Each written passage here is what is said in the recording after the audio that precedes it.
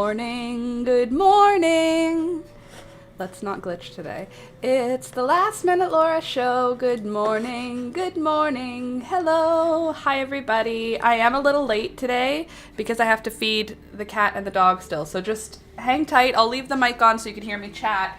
But I just have to feed. Is it time for breakfast? Yeah? Toby's breakfast. I was running late this morning, so Peekaboo and Toby are very persistent. I'll be right back. My dog, my cat. Pika, Toby.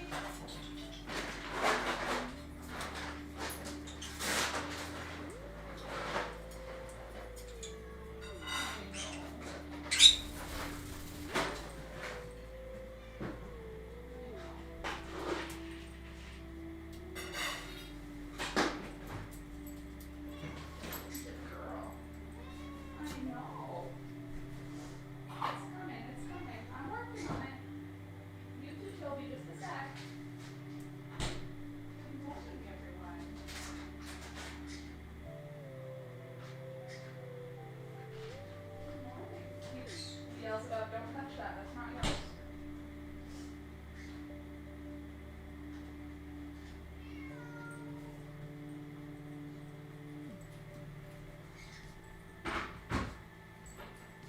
Okay. Got you set for breakfast. I'm sorry, go over your cheeks again. Alright. Peekaboo. Weight loss kibble. Oh my god. Oh, don't pull my plugs out. This is Peekaboo. Do you hear her? Look at her. Look at her star. This is what my cat looks like. Come here. Yeah. She'll jump for food. Okay, Peekaboo, this one's for you.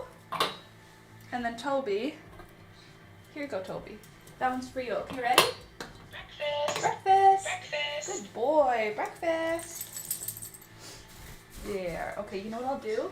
I'll put Miss Pika this way so everyone can see her big fat body.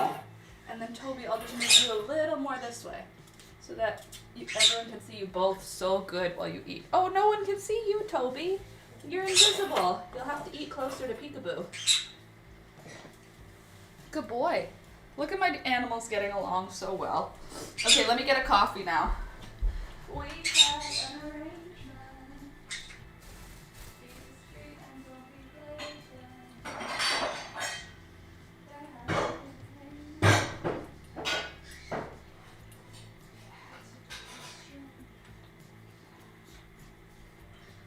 But you're not a stranger,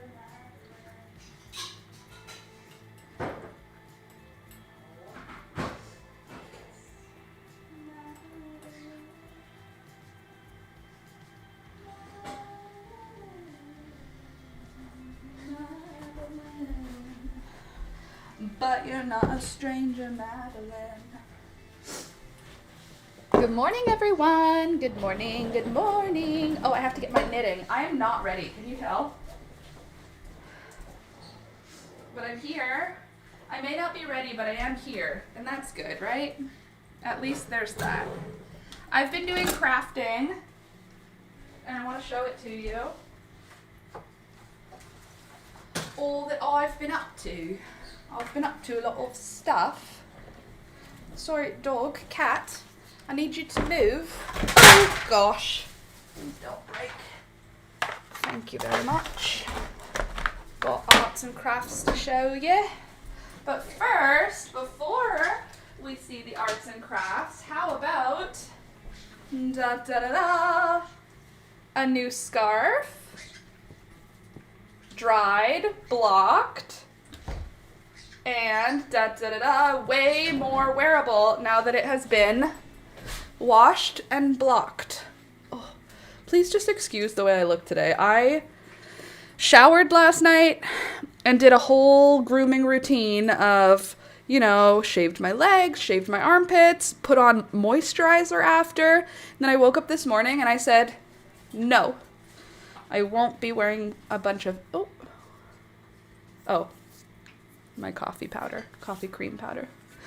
I don't want to wear a bunch of makeup today, and I don't want to do my hair. Anyway, here's the new scarf. It's finished. It's long enough.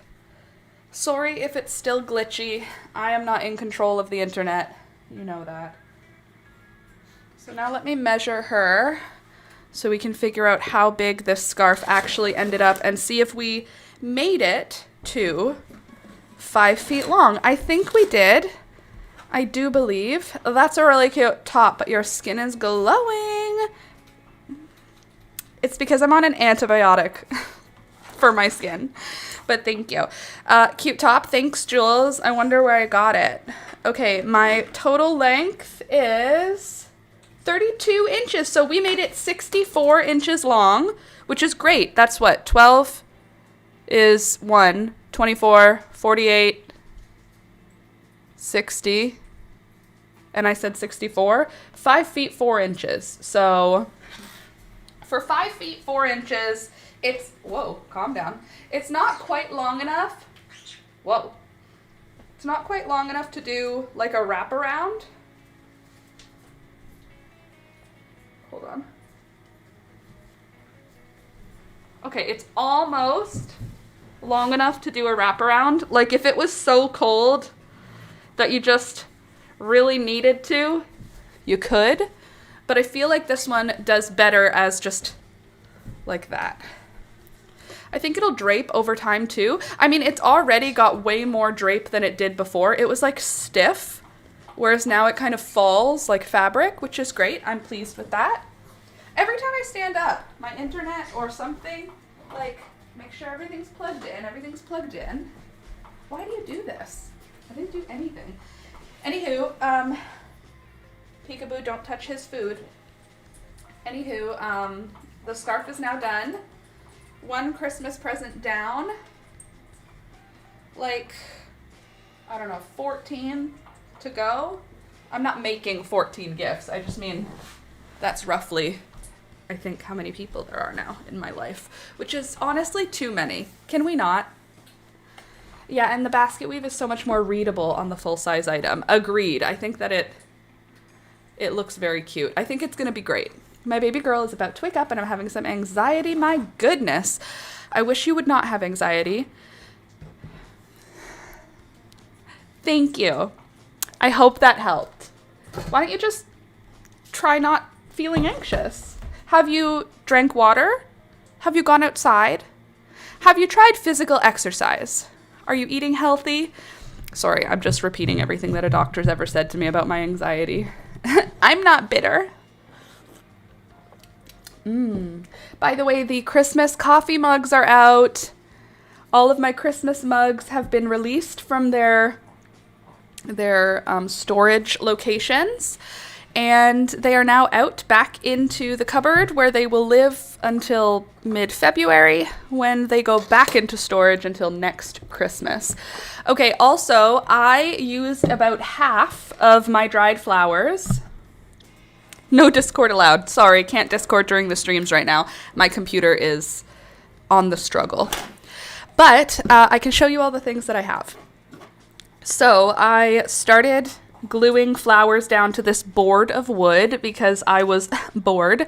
And I ended up using about half of all of my dried flowers over the course of 3 projects. I used about half of my flowers, and this is one of them. It's not done because I don't know what it's going to be yet. Right now it's just a block of wood with flowers on it, but they're all real flowers and I grew all of them. Aren't they pretty?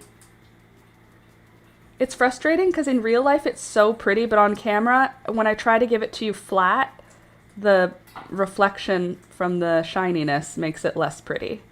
Anyway, it is really pretty. It's just chaotic, but I'm wondering if like maybe I paint one of my niece's names on it and like sand it down. I don't know. I just wanted to glue a bunch of them because I just felt like I've been missing out on the garden for like a month now, and I'd really like to see it again. So this allowed me to see it again. So I gave this a solid B+. It was like A+ in terms of how happy it made me.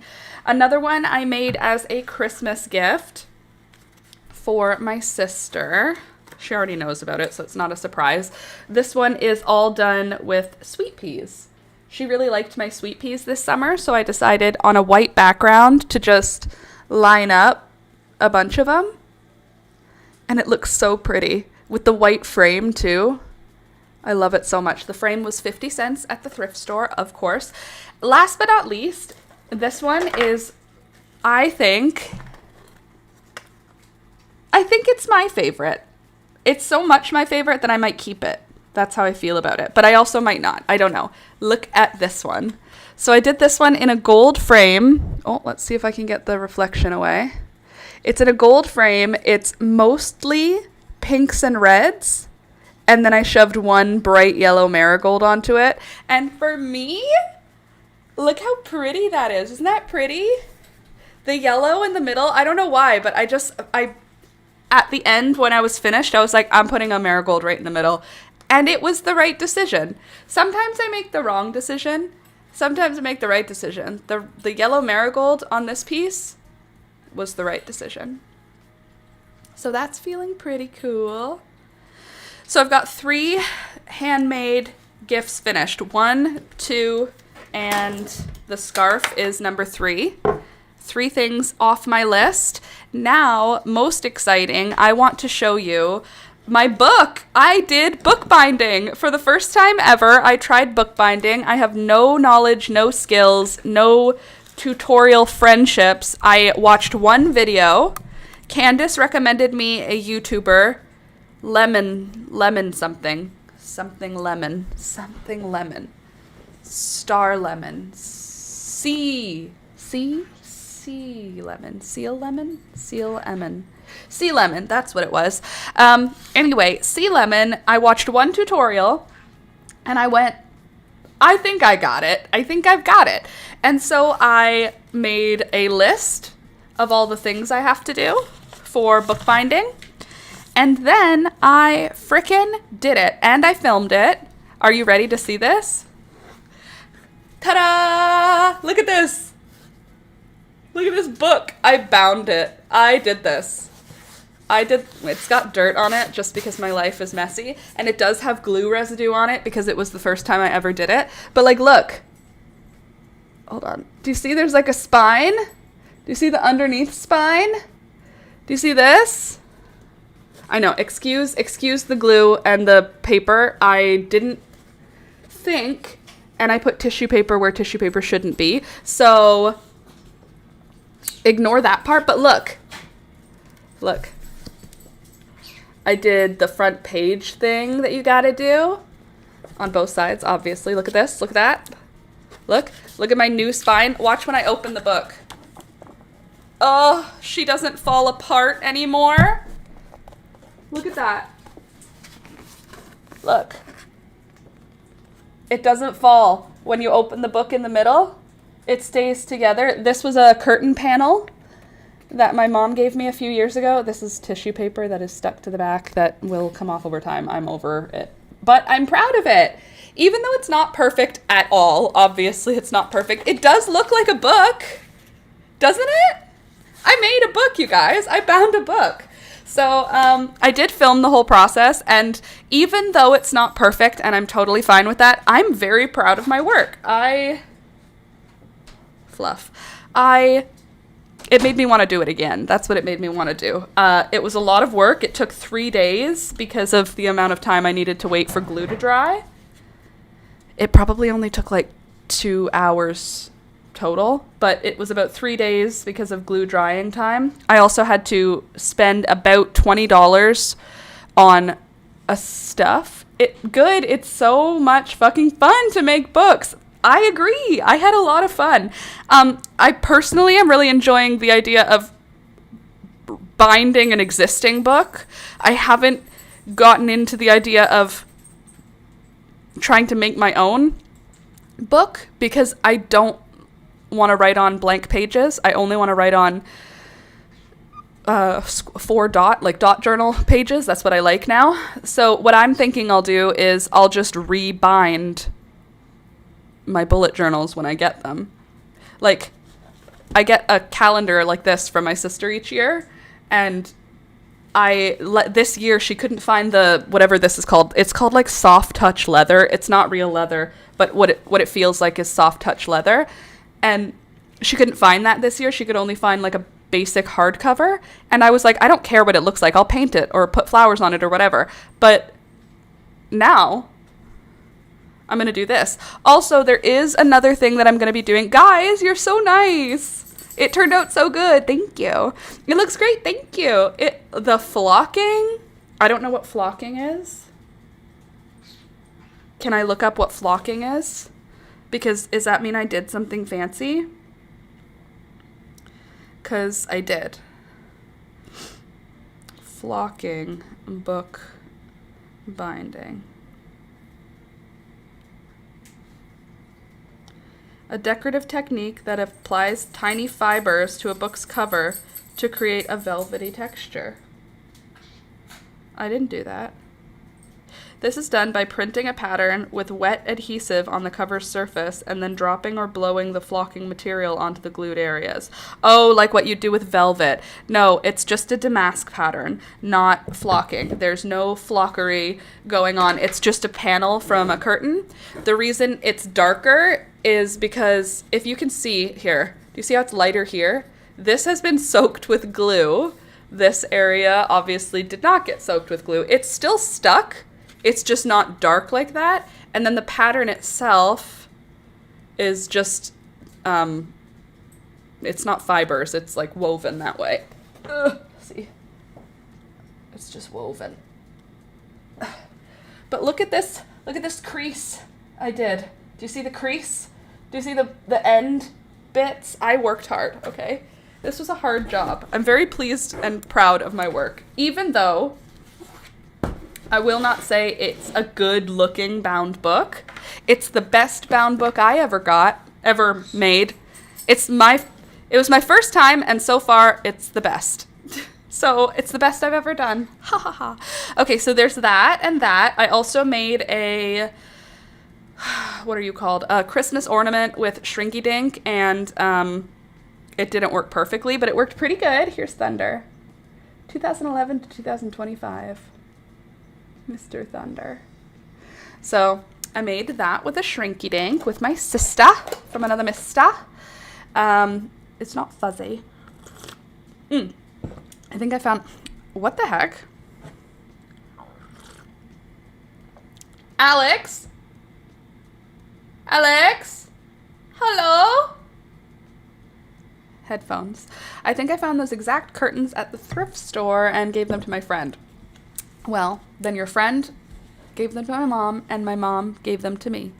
Oh my god, that is so cute. I think so, too. Okay, so what else did I want to talk about before I got into it? Oh, I know.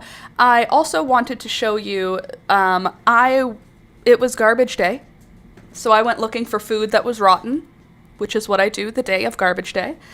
Usually Alex does it, but sometimes I double check. So I went looking around the fridge to see if there were any, leftovers that had been left in there too long. Things of that nature. And I ended up finding our potatoes had gone bad. If you've ever smelled potatoes that have gone bad, tell me I'm not crazy. It is one of the worst smells that there is. It's like rotting fish mixed with rotting barf. It's really unpleasant. So opened up the potato cupboard we have. I think we have to choose a different potato cupboard because it's leaning against our fridge, or not leaning, it is up against our fridge, and I think the fridge is too warm and that's causing our potatoes to go bad before we eat them. So I need to find a new potato storage location, but I also don't want to. Anyway, I pulled out the potatoes, and when I did, I also noticed some of our onions had started sprouting. So onions don't go bad necessarily, but they do start to sprout, at least where I live. And I usually plant outside onions that sprout when they're not supposed to. I do my best to put them outside. It is now December 3rd. There is no outside.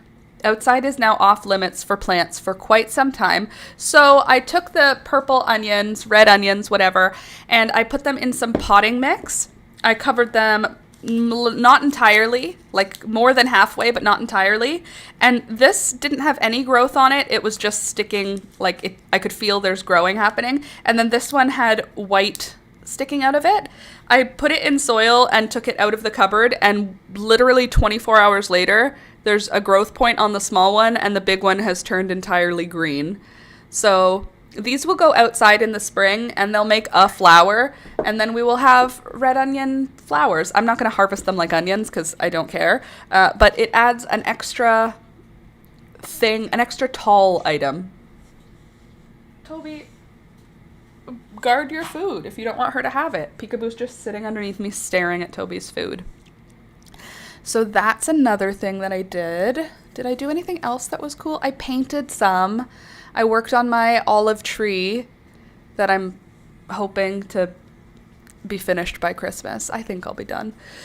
What else did I want to do or need to do today? I brought out my knitting again so that we can work on the pullover sweater. So far, we've just got sleeves on it, but I do have an idea that I want to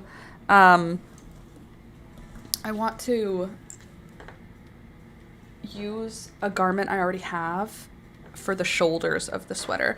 So I'm just going to put this one over here because we're done with that one, and then we can work on this second sleeve. I thought we were finished it, but apparently not. I don't know why we just put it down. Oh my god, butter. Oh, praise be. I have been knitting with extra chunky wool on the biggest, fattest knitting needles for like a week. Oh my god, this is like heaven. Oh, this is so good. This is so much better than knitting with chunky. Wow, it makes all the difference. I hate chunky yarn, and I hate gigantic knitting needles. Look how fast I am when I'm doing it with this tiny yarn. Oh, gorgeous. Wow, that made me feel so much better, just how easy it is to knit with small yarn. Did you just chase her off? Are you being tough? You could just eat your breakfast, you know? You could just eat it, and then she wouldn't have to take it from you. Or you could guard it. You could sit on your bed. Laura, have you been able to look at the pictures of Juniper? I did. Oh my god. I don't know why. When you said she was Pitbull-ish and she had cropped ears, I just pictured a good version of that. Like a pit bull. Like, here. When you said she was a pit bull mixed with cropped ears, I'll show you what I had in my head. Pit bull mix cropped ears. Like, I imagined that this is what you were looking at. Like this type of pit bull face. Like this sort of square, blocky head and the little ears.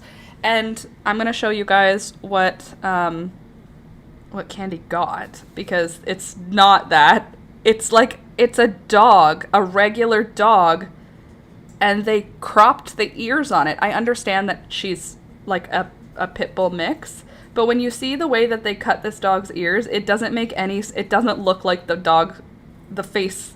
This dog does not look like a dog that should have cropped ears. Like, I can see the pit bully mouth happening, like that wrinkly mouth that pit bulls get, but those ears are disconnected from pit bull shape. She is just not shaped. Like, obviously she's a mix, but whoever cut those ears, it looks like she cut them with, it looks like they cut them with kitchen scissors. They're like, I love how all the pictures in the second set are blurry. Every single one is blurry. I'm sitting here. Ooh, nice teeth on her, though. Good, clean teeth. Like, look at these ears. They look like someone just took scissors to them. That's not right. Anyway, obviously you didn't do that. She was a shelter pup. But congratulations on your new puppy. And how old is she? Very cute. They probably did cut them with kitchen scissors. Ugh, horrifying. So I hate that a lot. Anywho, 1.5. Oh, she's almost a big girl. She's almost done. 1.5 is pretty good. Like she's not pooping inside anymore at 1.5, unless you have to teach her, which is a separate thing. But I mean, like, age-wise, you're out of like the worst of the puppiness. I'm not a fan of puppies. I love puppies. Okay, everyone loves puppies. Stop it. But I don't want one as a pet. I have no desire ever to have a puppy.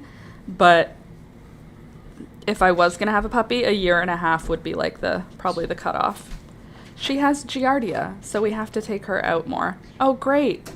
We love when the shelter dogs come with Giardia. Just make sure you're washing your hands. We don't need to be getting Giardia in the family. You know what I'm saying?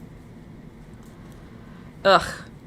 That always happens. I don't know how many Giardia. I think we had the Rottweiler puppy we fostered had Giardia. Who else had Giardia? Thunder didn't. Amanda? Did Amanda?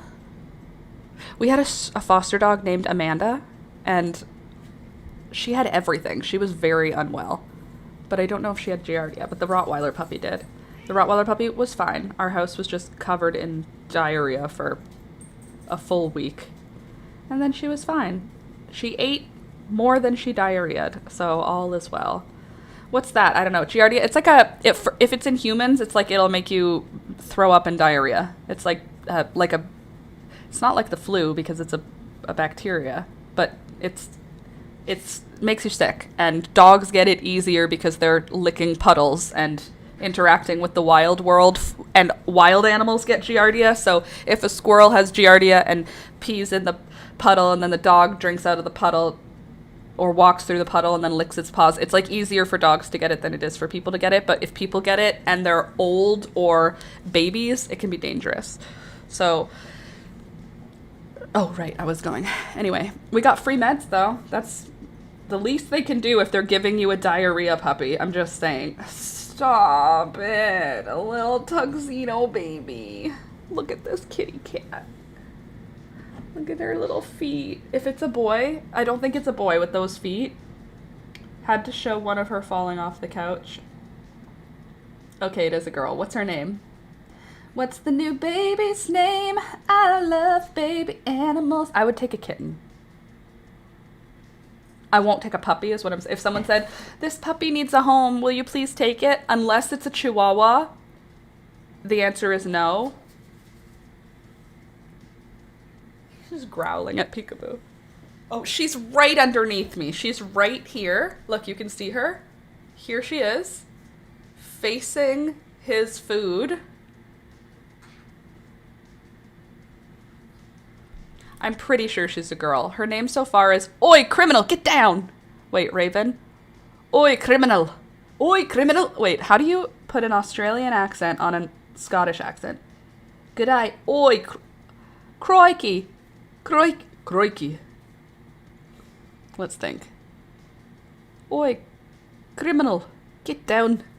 There's the Scottish version. Get down. And then the Australian. G'day, mate. Get down. Get down. Oi, criminal, get down. I'm trying to put both of them together. It's not good. It's not going well. And she had been there for over half a year. Oh, baby. That's a lot. That's a third of her life was in a shelter. That's so sad. I think her name will be Persephone. Half dark, half light. Selfie for short. Oh, Seffi for short. Then you'll call her Effie. Because you'll be like, get down off of the top of the fridge, you stupid cat. Oh, I can't wait till she's a stupid cat for you.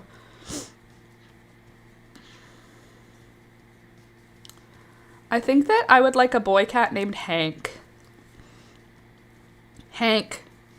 Don't you think Hank is a good name? That's crazy for a puppy to be there that long. Yeah, but it's a docked-eared pit bull puppy. A docked-eared pit bull puppy, that's... If it was a black docked-eared pit bull puppy, it would just live there and then eventually get euthanized. At least in Ontario. Black pit bulls don't even get rehomed. Like, you bring them to a shelter and they're not going to even try to rehome them. A black pit bull puppy is getting put down. Unless it was a backyard operation and someone sold the puppy. If it goes to the shelter, pit bulls are not getting rehomed here. Morgan already thinks that she's stupid. To be fair to Morgan, the kitten is stupid. Hank is a fantastic name. I read Hank the Cow Dog growing up. Is that why I just thought of the name Hank? Is that because you said he looks like Hank the Cow Dog? I've never heard of that, but I guess I read the name Hank and then it sat with me. So weird. Black dogs do well here. Here, there's rescues that are literally called, like, there's Big Black Dog Rescue, there's Black Dog Rescue, there's Black Bull Rescue, which is like black and bully breeds. And then there's like bully, dark bully, or dark, yeah, there's lots of rescues for, like, black dogs and black cats, for some reason, don't do well here. Probably because people are very superstitious. Hank would be an excellent name for a girl cat, I feel. I feel that Hank would be an excellent name for the Maine Coon cat that I did not end up getting. Ma'am? Why do you think that's a spot you're supposed to go? I understand it's flat. Do you see how it's clear? And how there's the bones of my animals in it? Do you understand that your skull will be in that box one day? Is that something you understand? See? Right there, that's Diane. And that's CJ. Diane, over here, Diane. And CJ. Poppy is still in my freezer. And Thunder and Rohan will come home soon, actually. It's the first week of December. They should be done any time. I love Maine Coons for the size, but the faces on the boys kind of creep me out. The faces on the boys absolutely creep me out, which is why I think they require strong names. The one that I looked at that I didn't even know was there, I went to the animal shelter with my sister as a pastime with my nephew. Like, he went to the dentist, so we went to the animal shelter to go enjoy looking at animals. There aren't really pet stores anymore, so going to the animal shelter was for that. And the Maine Coon that was there when we went, I literally told Alex, like, I almost came home with a cat today, and he was like, did ya? And I was like, yeah. And then he was like, I would have let you. Look at this cat. Tell me that's not the freakiest looking boy. He was only 2 years old, and he had to be twice as big as Peekaboo. And his face looks like you know what his face looks like? The people in Cats. Maine Coons look like what people look like when they're trying to look like cats. You know what I mean? Like in the Hunger Games, the way Tigris looked. Look at him. That's just a person's face with, like, what's it called? With practical effects. That just looks like a person with practical effects to look like a cat. Anyway, he was the biggest thing I've ever seen in my whole life as a cat. He was at least twice as big as Peekaboo. He wasn't very big, like fat. He was big. Like, his bones, his skeleton was large. But he wasn't fat, he was thin. He was only 2 years old. And I'm going to say, if he was standing on my table, his back would have been about that high. That's way too big for a cat, my dude. That's too big. And his head was about that big. Like, what the picture showed was, like, his ears were about this big each. The biggest cat I've ever seen. Already adopted. Already adopted, obviously. Anyway, I had never seen a Maine Coon in person, and I didn't realize I had never seen one. And then I saw him, and I was like, holy shiitake mushrooms, that's the largest cat I've ever seen. I did not adopt him. He was adopted. Literally the day after we saw him, someone else adopted him, which honestly makes sense. He was huge. And he had a brother in the shelter as well. 2 of them were put up at the same time, and both of them were 2 years old, and both of them got adopted. So, alas, no luck on there. But I did recognize that now Maine Coons are in the list. I never considered any long-haired creatures ever. That was never part of what I think I like in a dog or a cat, long hair. But, baby girl, that cat would have been the largest creature that I've had as an individual. And I kind of love the idea of all my cats being larger than all my dogs. I kind of think that's fun. Like, just only getting dogs that are at least smaller than my cat. Only getting cats that are at least larger than my dog. And I love that idea. I mean, I'm not looking for another animal. Obviously, my cat just died October 1st, November 1st. So 2 months ago, Rohan died. I'm not looking for another cat. That was a really rough couple of years, and his death was really rough. I have no intention of bringing in another new animal that I don't understand at this point. I want to just be settled. That was just a fluke. I mean, don't go to the shelter if you're potentially going to bring a cat home. And then I showed Alex that he had been adopted, and Alex was like, "Aw." And I was like, "You said aw. What does that mean?" And he was like, "Well, I just kind of figured you would." When I came home after telling him about the cat from the shelter, he said, "Oh, it's not with you?" And I was like, "That's a good man right there." Hold on a sec.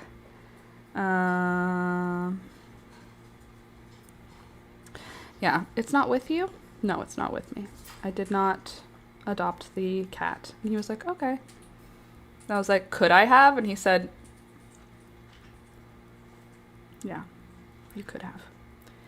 Because he knows me, and he knows that all of the animals that we have, almost, have been brought home by me. And guess what? He has loved every one of them. Sorry, I'm just checking if the white one has been put on the website yet. There was a white one that was like a Maine Coon, but it was white. It wasn't available. It was like still on intake.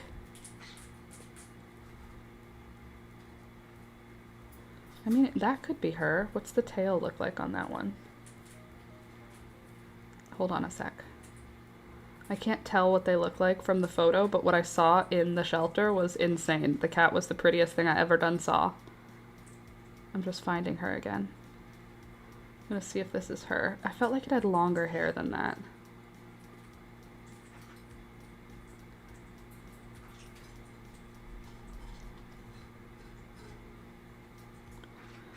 She's confident. And she's a companion animal. That is what every cat is. Okay, that's not right. Aw, figgy pudding. Whoever's naming them right now is naming them for Christmas. Snowball. Banshee. Prince? God, I want to name shelter animals. 1 second, everyone. Just please hold on. It's so important. Okay, cool. No, okay, just double checking. You know, what if that white one came up and then, you know, and then it was there for me and I needed to see it, you know? It could happen. It might not, but it could. Oh, God, how about Gummy Bear? Let's see what Gummy Bear is. A 3-month-old. Doesn't even say what it is, just a puppy. I mean, it's small. It's probably some kind of poodle puppy. Looks like that's it. Ooh, Beavis. What are you, Beavis? You're kind of Chihuahua-ish. Beavis is a wonderful older dog with a sensitive heart and a quirky, lovable personality. That's me. Anyway, no big, beautiful white Maine Coon. But that other one, gosh. Very cute. Anyway, the only animals that I would accept out of the blue right now would be Chihuahuas. Like if someone messaged me and said, "I don't know what to do. I have a Chihuahua. Help. I need to get rid of it right now." I would be like, "All right, we'll figure it out." But I think any other animal, I would just facilitate finding it a new home as opposed to actually accepting a new pet. I don't want a new pet, but I would accept a Chihuahua, you know? You just have to know your limits. And my limits are, I can't say no to a Chihuahua that I need and want, and that needs and wants me. But I think I could say no to a cat. Crazy that Maine Coons are in the shelter. Goes to show how heft the economy is right now. 2 Maine Coons, 2 beautiful Maine Coons. And they were both $200. And for people elsewhere, that might be a lot for adopting an animal. But for here, that's very reasonable at a shelter to pay $200 for a cat. So to pay $200 for a adult gorgeous Maine Coon, I do have a problem that I recognize, but it's not a problem because I maintain it okay. Like, I think that I keep myself in line. I am one of those people that if I just let myself go, I would become one of those people that has a house full of cats or full of animals. You know, like I would become one of those hoarders where they don't even recognize that they're not doing a good job anymore because they just have so many pets. That's me. And since I know that about myself, like I see the Maine Coon and I go, it's like a Pokemon. I'm like, I've never seen anything so interesting. I want it in my home, so it's something interesting I can look at. I will get used to it as a person. I will love it as a person, but I like looking at it. I like looking at Chihuahuas. I love Toby. I loved Thunder. I like looking at and petting Chihuahuas. So I feel like I have this ability. If I just didn't have any, I don't even know what I need to be missing in order for that to happen. I don't let it happen. I don't collect animals, but it would be really easy and fun for me to have a reptile room and to have 20 dogs and to have 20 cats. But I won't do that.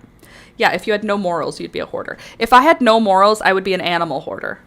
Absolutely. But I love animals like they're people, so I can't. But if I had no animal morals, totally I would be a hoarder of animals because I love looking at interesting animals. I want 2 of all of the different reptiles just because I think they're cool. And that's how I felt about this Maine Coon, which is good that it got adopted by someone else because while I would have adopted it and would have loved him for the rest of his life, is that a good reason to get a new cat? He's cool. I want him. No, it's not a good reason. There was a Weimaraner in the shelter we got Junie from. Huh? There was a Weimaraner in the shelter. Oh, there was a Weimaraner in the shelter we got Junie from. Got it. I thought you were saying there was a I thought you were saying you got Junie from the Weimaraner, and I was like, how could the dog still be in the shelter? Yeah, well, here Chihuahuas don't come up in the shelter often because here they are. He's growling quietly at Peekaboo. Anyway, can you hear him growl at her? Do you see his ears are all angry? Peekaboo. She took a step closer to him. Look at how close she is to the bowl. Can you see her face? Look. This is Toby's food bowl. This is Peekaboo's food bowl. Here's Toby, 2 inches from his food bowl. Here's Peekaboo, 4 inches from his food bowl. Here, I'll just let you watch. Oh. Yeah, you tell her, Toby. You tell her who's boss. Good boy. Good boy. Good boy, Toby. Good boy, you're so tough. You tell her who's boss, Tobe. Good boy.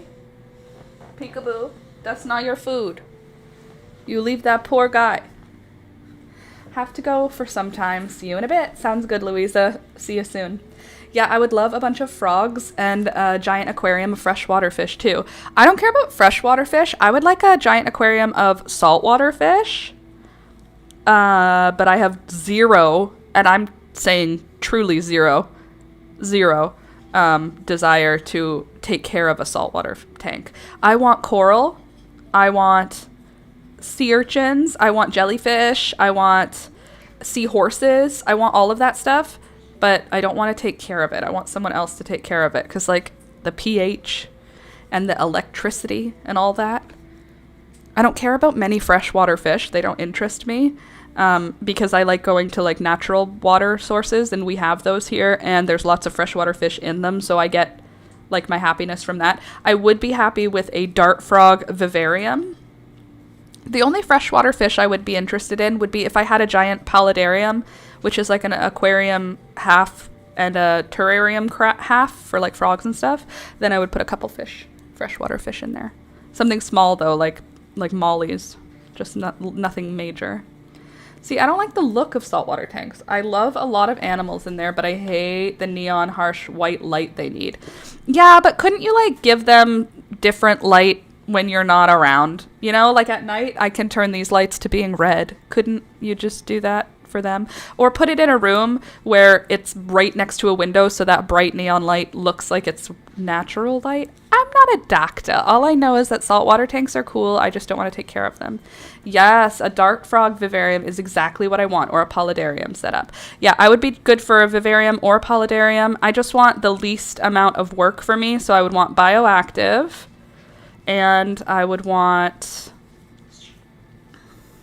I don't know what I would want, but I think that how I would organize my animals is I would organize like what everybody eats and then figure it out that way. Like if I'm getting an animal that it's going to be the only animal that eats frozen thawed mice, then I have to really, really want that animal, as opposed to if all of my animals eat crickets, I don't really have to, if I'm bringing another animal in that also eats crickets, it's not a big deal. You know what I mean? Let's see. That was a good correction from him. He set boundaries but didn't go overboard. Peekaboo isn't scared of him, so he's really good at correcting her. He can maul her face. He never makes real contact, but he does that thing that dogs do. I don't know if any of you have a dog that does this, where they bite their mouth, but they hit you with the side of their mouth. So they go, ma, ma, ma, ma, ma. So you get all the noise of getting bit and attacked, but he's coming at her from the side. So he's never biting her. He's always going, ham, yam, yam, yam, yam. And he growls and he chases her, and he like hip checks her. He bites at her face and then hip checks her with his shoulder. And they never make contact like in danger. She swats him. She did make his nose bleed once by swatting him and actually making contact. Yeah, I call that gumming. I mean, we could call it gumming for Toby because he literally only has like 11 teeth. So it's pretty much gumming. He could probably bite down if he wanted to, but yeah, he's just correcting her and telling her no. And Peekaboo is not scared of him, so she doesn't run away. She just kind of like the energy is she rolls her eyes and like she doesn't even walk away. She like walks a couple steps away. She doesn't run from him. Toby does not make Peekaboo run. He did when we first got him. Like, he would chase her around, but after Rohan died, Peekaboo was like, oh, I have nothing to be scared of. You're actually very small. And now they both sleep on the bed in the evening together. Toby goes to bed at 8 o'clock. She could crush him, most likely. I mean, she could crush him with her teeth, for sure, but she could also crush him by just, she could scare him to death if she wanted to be mean, but she doesn't because she's a sweet cat. But in the evening, around 8 o'clock every night, Peekaboo goes and lies in bed, and she sits in the bed until we come to bed, which is at like 10:30 p.m. So from 8 p.m. until 10:30 p.m., Peekaboo sleeps in our bed. And then when we come to bed, my spot is warm, and then she cuddles with us for about an hour, and then she leaves. And that's Peekaboo's night. And then she comes back about 2 hours before we wake up, and she sits in our bedroom window, and just looks out the window until we get up. She has her system, and all is well. Toby has now taken it upon himself to make 8 p.m. his bedtime. We don't go to bed at 8 p.m. We have a doggy gate, it's a baby gate we have at the top of our stairs, because Thunder used to have seizures. Our previous dog, he had a seizure disorder, so he would have seizures regularly, and once he had a seizure at the top of the stairs. He didn't fall down the stairs, but it scared me enough that I said, we need something to block the stairs so he can't accidentally fall down. So we got the baby gate, and then Thunder died, and now the baby gate, we just used it during the day. We closed the baby gate so that Toby's on the main floor with us. But at nighttime, at 8 o'clock, every single night, Toby starts walking around. He starts just sort of not lying down up here. And then he'll go and he'll stand by the baby gate and just wag his tail. If you walk into the room, he wags his tail. And then if I open the baby gate, he just looks at me, looks down the stairs, looks at me, down the stairs, looks at me, and wags his tail. And then I say, do you want to go to bedtime? And then I swear to God, as soon as I say, you want to go bedtime, he runs down the stairs and jumps into the bed and lies down right next to Peekaboo. Both of them are on my side. Toby's on the pillow. Peekaboo's on the bed where the pillow ends. And they just wait until we come to bed. And then when we come to bed, my spot on the bed is warm because both animals have been sitting on my side. And then we all get into bed. Toby gets under the covers and cuddles, and Peekaboo stays on top of the covers and cuddles. And I have animals all around me, and I am happy. And that's what I love. Aw, he loves her. I don't know if he loves her, I guess. Like, part of me thinks he loves her, but part of me just thinks that, like, she's telling him what the systems are, and he's going, okay. Like, we don't tell her to go downstairs. She just leaves Alex's office at 7:45, comes into the kitchen, meows a little bit. Sometimes she'll just sit in here for a little bit, and then she goes downstairs. She doesn't tell us, she just goes. And now Toby asks, me too, please. And when you go downstairs, he's asleep, curled up, with his back touching her back. Like, he's on the edge of the pillow, where the pillow touches the bed, and then she's on the bed. So there's, like, it's like he starts on the pillow and then slides down like this, and then she starts like this and then spreads out. By the time I arrive, they're touching. I don't know if they start touching or if it's just that they end up being touching by the end of the time that they're together. But every night now from 8 p.m. until 10:30 p.m., Peekaboo and Toby are alone in the bedroom. So I love that for all of us. I think that's very fun and very cute. God, I love both of them so much. I'm so excited to get Thunder home. I didn't realize that it was going to matter to me. Like, when I dropped him off, I was like, he's been dead since January. It's not something I'm worried about. And then as the time gets closer to me picking him up, I'm like, I can't wait for him to come home. I can't wait for him to come home. I can't wait for him to be back next to CJ. I can't wait for him to be with our family again. And it feels so weird because I know he's dead and all I'm getting back is his skull, and yet I'm still feeling like he is coming home. Thunder is coming home. Nah, that's sibling love. Don't touch my stuff, but also, can I hang out with you till mom and dad get here? Literally, don't touch my stuff, but also, you're fat and warm. Can I lie next to you? I am only 4.5 pounds, and you are well over 15 pounds. I want to weigh her. I have to get her to the vet again. I just missed her fall vet appointment this year. Just didn't book it. It didn't happen. She had her last vet appointment last fall, and then I just never booked one because when I should have been booking it, I had to do all the other animals. So Peekaboo's behind on her shots. She doesn't go outside or anything, so I'm not really worried about it, but she is now officially behind on her shots. So love that for us. I love them so much together, though. I'm glad that they are able to get along in their own way, even if they're not besties. They get along. They eat together every morning. Usually putting them right next to each other to eat makes Toby eat faster, which is good. Also, Toby likes to not eat all of his at one time, which sucks, because Peekaboo will eat it, so I have to, like, put his food next to me so that I can keep an eye on Peekaboo, because if I put them both in the kitchen, she'll just go after his food once she's finished hers. And she's fat. She can't be doing that. And now Toby's becoming more picky because I'm letting him. So now I add beef liver to his food every morning. And then Peekaboo gets fish oil, glucosamine stuff. Nah, she's an indoor cat. She's fine. I don't even bother with yearly shots for indoor cats. I will if I get a backyard one someday. Yeah, the only reason that we were doing it with our cats always is because the dogs go outside, and dogs are dirty and gross and don't keep themselves clean, so I worry that Peekaboo will get access to those diseases. That being said, Peekaboo was literally an outdoor cat. So, like, she was not getting any care before. So, anyway, I'm glad her rabies shot lasts 3 years anyway, so even though she's behind, I'm not worried about, like, kennel cough because she doesn't go anywhere that she would get kennel cough. But rabies, I guess I'm not really worried about rabies either. She would really have to look for it to get rabies where I live. It's not around here. It's out. It exists, but it's not everywhere all the time, you know? Anyway, there was a few, though, that mattered, and I don't remember what they are, but there was one. Maybe it's feline. What is it? You want Toby's breakfast? Is that what you're meowing for? You want to come sit with me? Come here. Come here, baby.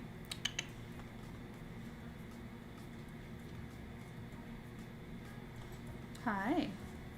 There's my fat lady. My little fat lady. Hi, Chunky. Does she look skinny to you? Is my cat very skinny? Are you a friendly kitty? Why do you have to be so shy when people come over? You're so friendly when you're alone. You're so friendly when you're alone, huh? When you're just home with me, look how nice you can be. Why don't you be nice when people come over? Look at you. Do you think she's skinnier?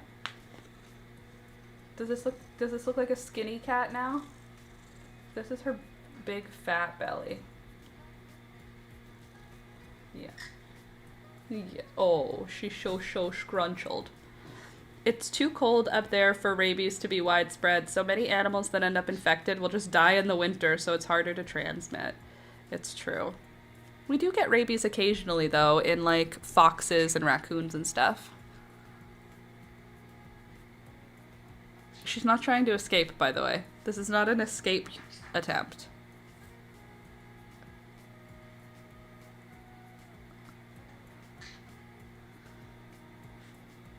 Hello. Hi, Pika. Welcome back. Where'd you go? Why were you in that cave? Hey, where'd you go? She's a mini chunk now instead of a full-on chunk. You know that thing that the people who are showing cats do? Like this? Here. Hold on, Pika. Hold on. Hold on. Let's see. Hold on. Whoa. What do we think? Was she fat? It's okay. Don't be mad at me. It's okay. It's okay. Don't be mad. Don't get mad at me. Don't get mad at me. Okay? Yeah. There's my baby. Oh, she's so purrs. Can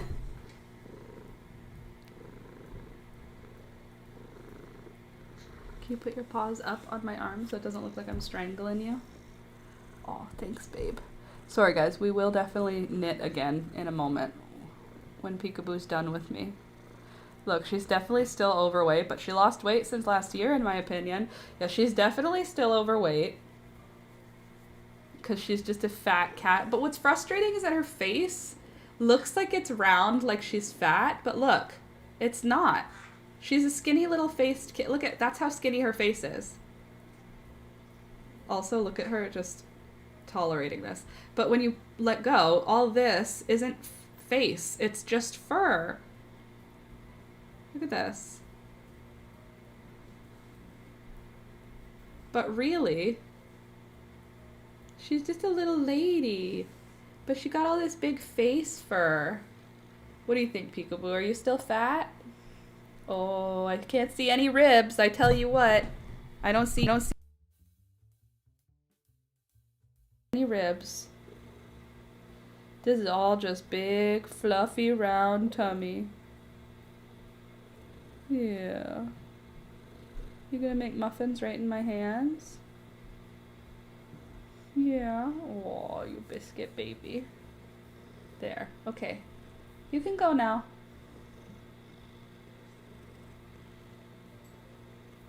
You can go. Look how mad you get. Why you get so mad when I stop petting you, huh? I got knitting to do, girl. I'm in the middle of a knitting project. Don't you care? I'm trying to knit a sweater for Daddy. Hmm?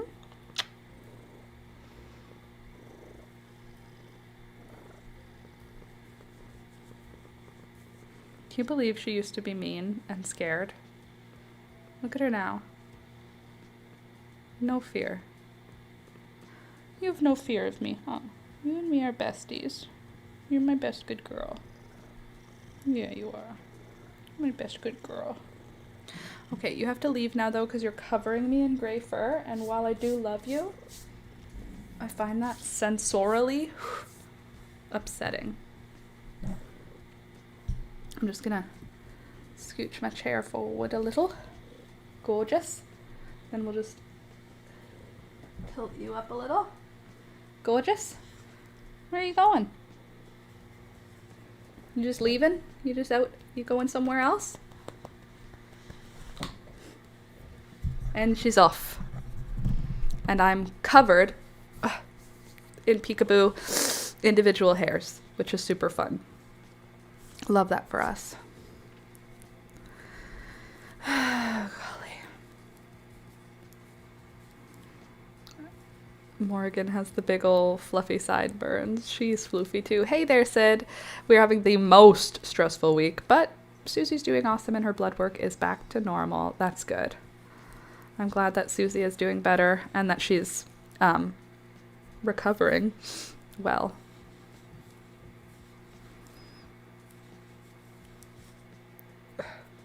You know what? I am going to message that guy right now. Oh, excuse me. Please hold. I've decided I want to.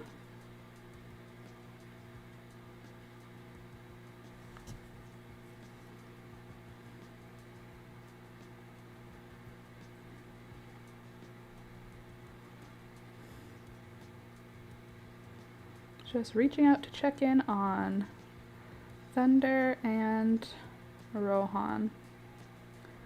How is the progress? No rush, obviously. Just to check in. Cool. I'll let you know if he replies. It helps she's so good at eating and sleeping. That definitely helps. Having an animal that does not have problems with eating and sleeping is useful. Having a dog that has issues with eating is so frustrating. Like with Thunder, I used to have to, by the time he died, I had to feed him out of my hand. I had to put wet food in my hand, and that was the only way he wanted to eat it.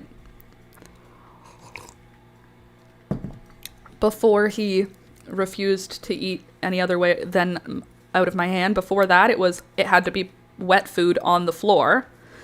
Before that, it had to be wet food on a plate. Before that, it had to be wet food in a wide bowl. And before that, it could be wet food in a bowl. And then before that, it was wet food in his regular bowl. So he had to transition from regular eating to full-on assisted eating by the time he died. And I wasn't even phased. That's the funniest thing about it, is that it was like, oh, that's just how Thunder has to eat. I didn't, at the time, I didn't go like, this is crazy. This is a crazy way to feed your pet. Nope. I was like, this is what Thunder needs. So this is what he gets. Thunder gets everything he needs. Hey, Sid, holiday stress? Good question. Weather and my dad. Both of those things, the worst. The weather is especially annoying for us right now here because it's cold. Like the snow is there, but then there's like this wet, damp cold that's just yucky. Hey, get out of there, peekaboo. Toby, why are you letting her eat your food? That's your breakfast, not hers. Here, I'll put it up here so that she can't reach it, okay? And that way you have it for when you're ready. This guy, man. Oh, I have other news. Alex and I were at the hospital yesterday for hours because he had an appointment with the fracture clinic, I guess what it's called. It's getting colder this morning as it goes on. I hate that. So yeah, he got his first cortisone injection. He got his first, I think, cortisone. He got his first cortisone injection into his shoulder. He is anticipating a surgery next year. And the doctor, before doing like confirmation for the surgery, wants to try the injection first to see if that's gonna help. And yesterday it helped. He wasn't in a lot of pain yesterday. Now he's back to his regular amount of pain, but the doctor said it'll take a few days for the cortisone to start actually working. It was just the lidocaine that would have been giving him pain relief. So, yeah. I think single digits overnight, too early for that stuff. Single digits American for overnight, that is too cold. For us, getting to single digits, that's right around correct right now because our single digits are different than yours. Anyway, Alex was very brave because he didn't know he was getting a shot when he went in. Oh my god, he replied already, the guy. Hey Laura, I'll be heading today, most likely to be taking out of degreasing. Then it'll be about 24 hours of drying, but they might be able to head home as of Sunday. I'll have a better idea tomorrow about how they are doing.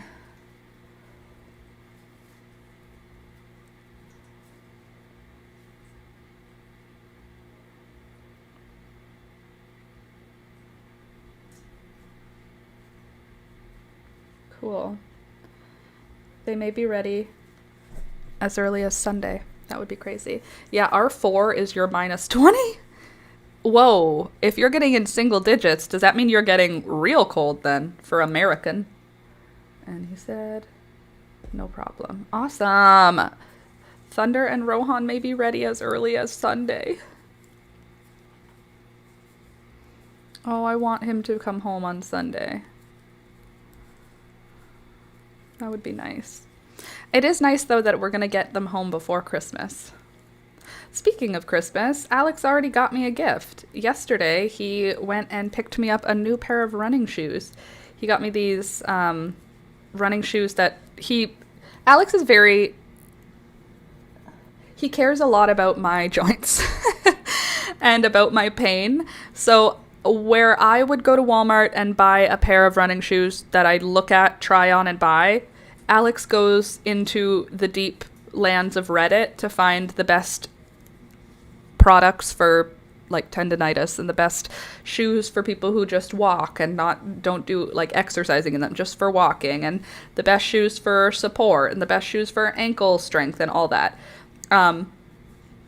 So the ones that he decided are the best shoes are Asics something. And so he got them a few years ago for me. Super comfortable, loved them, wore them out over the course of a couple years. The next time he got me another pair, wore them out, and now I've worn out my second pair. So he got me a third pair now. I don't keep my old shoes anymore, but Asics are good running shoes. I believe you. You know why? Because that's what Alex said, and I believe him. And you know why? Because I literally could not care less about those shoes.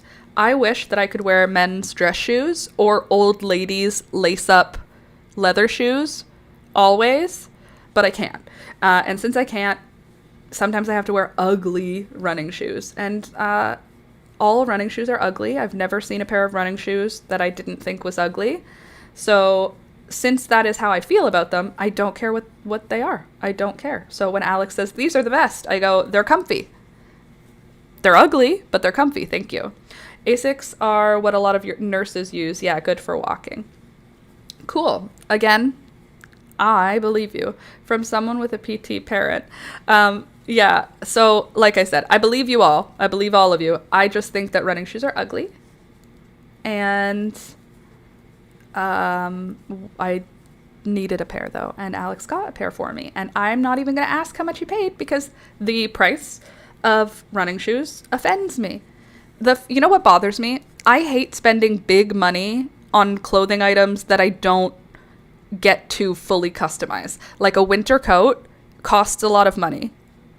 A men's suit costs a lot of money. Shoes cost a lot of money. And you don't get the same amount of personalization on those items. I never find the perfect of any of those things. So for me, it just has become, I don't care. As long as they're comfy, I love that. And I don't want to know how much they are, and I don't want to know anything about it. Just thank you. Okay, let's see.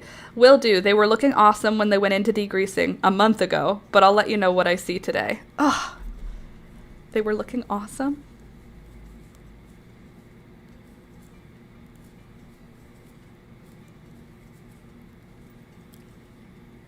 Mostly, I'm interested in seeing how Thunder's skull looked, because his had been in a freezer for months, and in addition to that, his was also very old. And you know what I should have asked that guy?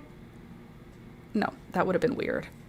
I should have asked him. I mean, like, he was already having to do basically a dissecting of the animals before they go into the pot. I should have been like, was there a tumor in his brain? Was there a tumor in the cat's bladder? I'm joking. That's not something I would have asked, but it is a question that just came to my brain. I agree. I like skate shoes, and I usually wear combat boots. I would love if they could put A6 inside of a combat boot. So on the outside, it looks entirely, truly like I'm wearing a combat boot, but on the inside, it feels like I'm wearing an A6 pair of running shoes. That would be ideal for me. I had to switch to boots when I broke my toe in 2017. Ow. How did you break your toe? I've had, I believe, 2 broken toes. My second toe on my right side and my pinky on my right side. The right side of my body is literally just in pieces. It's just a broken half. My left side, it's like I know where it is, so it doesn't get injured nearly as often as my right side. I put a tree between 2 of them. Yeah, that'll definitely... That's too much. That's too big of a space. They don't open that much. Toes don't... They're not that big and wide. Delicious. Ow.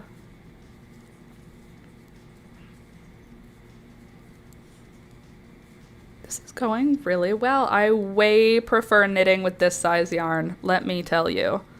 I think I have to go for a whole other ball, right? Until the end of this ball. Is that what I decided? Yeah, I broke some bones in my midfoot back in 2020 and they're still broken. Just stable. Yeah, that's my toe.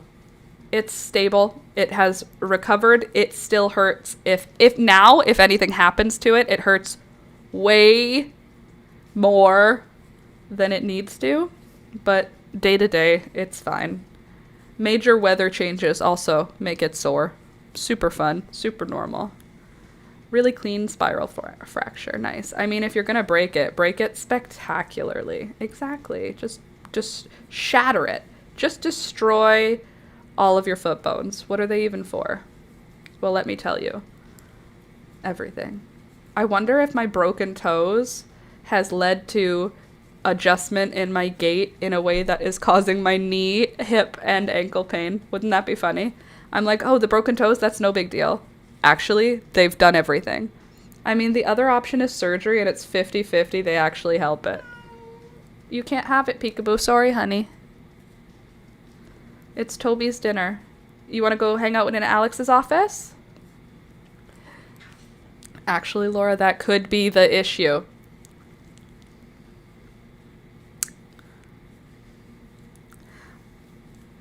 What am I supposed to do? What do you want from me? Even if that is the issue, I can't do anything about it. I'm not getting surgery on a years-old broken toe.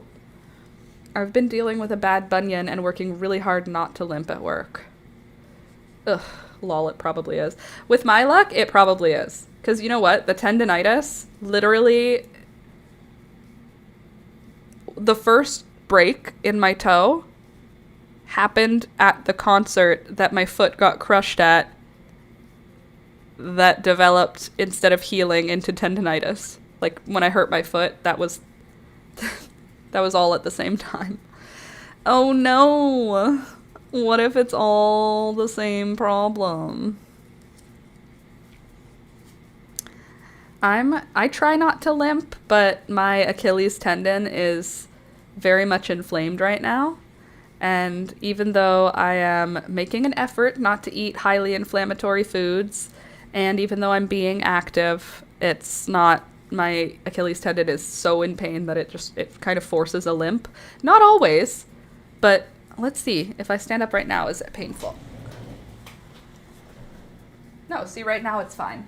But if I sit for too long or if I sit cross-legged, it's not going to be great. Could you stay? Thank you. Good. You'd probably need x-rays and a PT eval and either do strength exercises or maybe a brace of some kind. Yeah. Well, probably. Look how good this looks, though. How about this instead? You want to go into Alex's office? You done being in here with us? You want me to let you in? You want to go in here? Okay.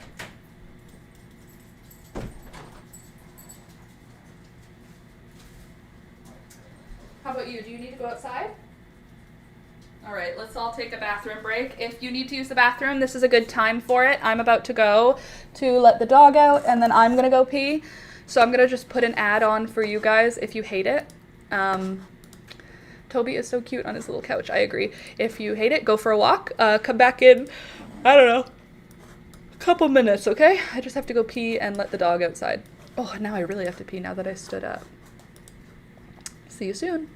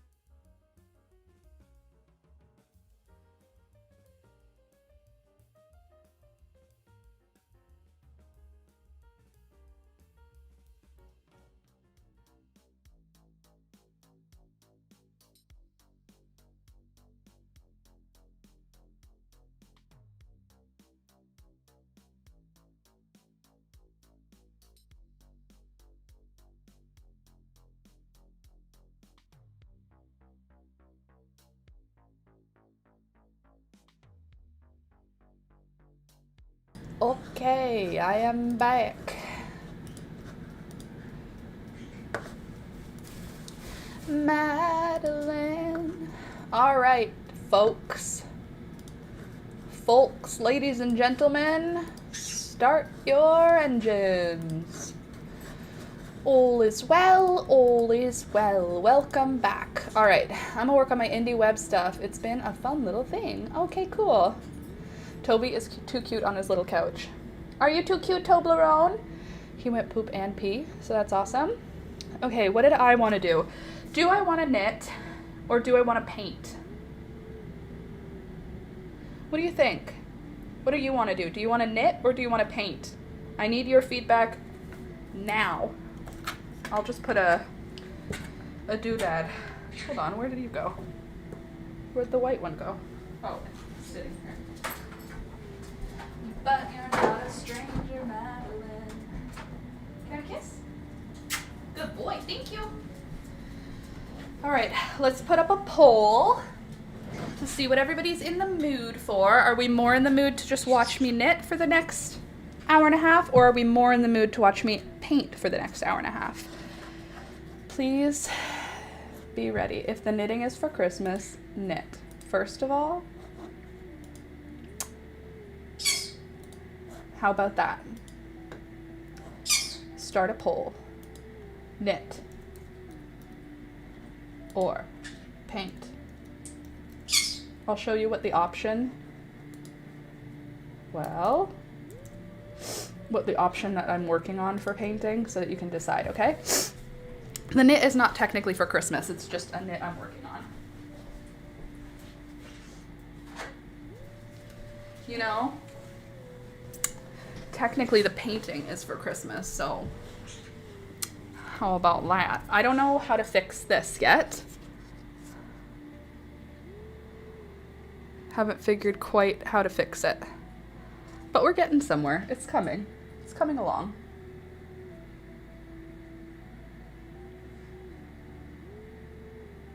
What do you think? You like? It's supposed to be an olive tree. Does it look like an olive tree?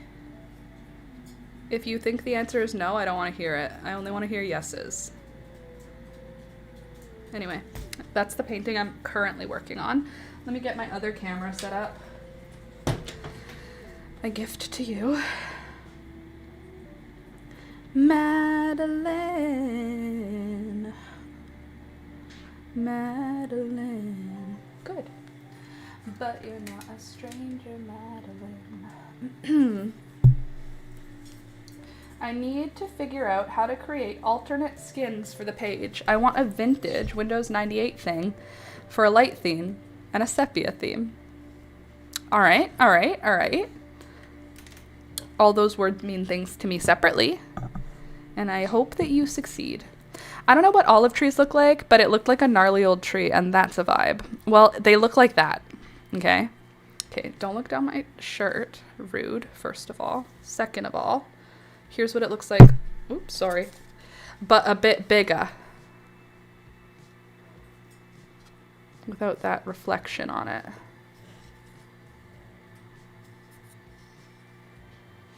Ta-da.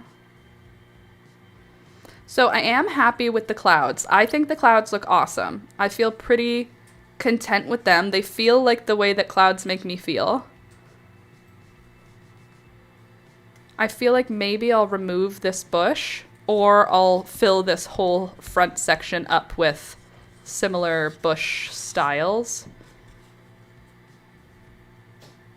I feel like this bush is making the tree look small. So I think I need to remove the bush and just put like small plants around it so that it looks huge. Because it's like it's supposed to be an old olive tree. So far, so good. Still has work to do. You know what? It's like every time I look at it, I see something different. So I end up adding or taking something away. We had an arrangement. I've been like goofily mad at Alex for the last couple weeks now because of this album. Not literally mad at him, just like mad at the concept of man. Lily Allen's new album has made me angry with the idea of men. Totally normal vibes.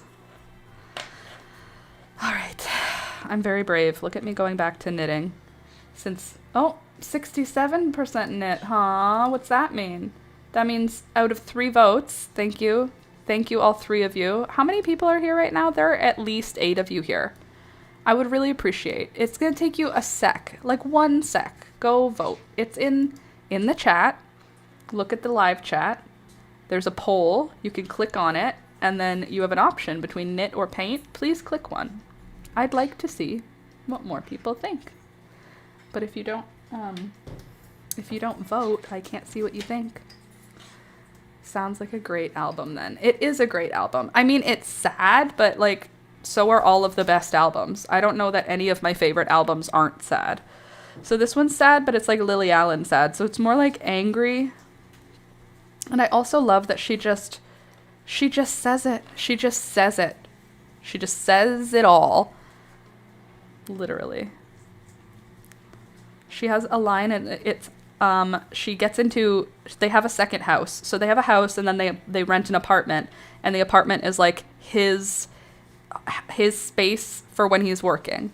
So there's a song that's called Pussy Palace, and she goes to this other apartment because she found out he was having an affair. So she goes to this apartment to drop his stuff off, because like, you can live here now, you don't come home, is like the beginning of the song. And she said, I'm going to drop off your mail, your medication, and your clothes. I don't want you to be at the home right now. And then she goes there, and she finds out that's where he's been bringing women. And like, so she said, I never knew it was a pussy palace. I always thought it was a dojo. So am I looking at a sex addict? And then there's this whole thing in it where she says she found a box of letters that was from women who like loved him, and he was just keeping it like a freak. And then she found a bag with sex toys, butt plugs, and lube in it. And then she said she found hundreds of Trojans. And the line that I love in it is, hundreds of Trojans, you're so fucking broken. I liked it a lot. Anyway, so David whatever is trash, and Lily Allen is treasure. And it was really fun to just pretend that I was in that situation. It's funny because I'm very loved in my personal relationship. Like, Alex and I have a really good relationship currently. Like, I really respect him. He respects me, and he cares about me, and I love that. Love being seen, love being cared about. But even though he's being great, it's like I needed him to just be for a couple of days for me, where I'm just like, I love you, but as a man, I can't respect you right now. And I said to I was talking to my sister and my brother-in-law, and I was like, I've been mad at him for something he didn't do. I've been mad at him that David whatever cheated on Lily Allen. I'm mad at Alex that another man cheated on another woman. And then my brother-in-law was like, yeah, that makes sense. And I was like, he shouldn't have done that. And then my brother-in-law was like, yeah, he shouldn't have let that man cheat on Lily Allen. And I was like, exactly. Literally exactly. So I'm going to be honest with you. I don't remember if it was with my brother-in-law or if it was with just my sister. But someone said to me, yeah, he really shouldn't have done that. And I was like, it's true. Toby, you don't have to hide it. It can just sit there till you want to eat it. Do you want me to put it up on my table so you don't have to look at it? Causes him a lot of stress to know where his food is. Anyway, if you're looking for music to listen to and you haven't listened to any new music except for the radio in a long time, and you feel ready to be inspired by something new, try Lily Allen's new album, West End Girl. Well, yeah, Alex, God, get it together. Literally, get it together. How could you let another man cheat on Lily Allen like that? Basically, you did it. You're all the same. God. Men. I was talking to my sister about it, and I was like, I don't think I hate men. I don't think I hate all men. And then I was thinking about it and I was like, okay, except for the explicit, specific ones that I do like, I really mostly do dislike most men. Like I would say, like, on average, if there were a room of 100 men, I would say I'm going to dislike most of them. So, like, maybe I actually am a man-hating feminist. But is it that I hate men, or I hate the way that the men that I see in the world have been socialized? Because it's like, I love Alex. He's just socialized different. He's socialized autistically. So he doesn't have all of the same... I mean, he has all the same inputs as all the other straight white men in the world, but he's receiving them differently because of his brain. So because he received it differently, he came out different. And the way he came out is spectacular, and I'm so sorry for anyone who doesn't have someone just like him. But overall, I would definitely rather interact with a woman than a man. You know what I'm saying? Except at the grocery store, if I'm price matching, here's a trick for you. It might not be a good trick. It's a good trick. It works. Only go to the teenage boy. The teenage boy working at the grocery store does not care. Does not care about anything. Does not care about the job they're doing. Does not care about you. Does not care about the company they work for. Does not care about their manager. Just wants to get paid and go home. So, if you're price matching and you're super annoying because you have 11 things to price match and whatever, then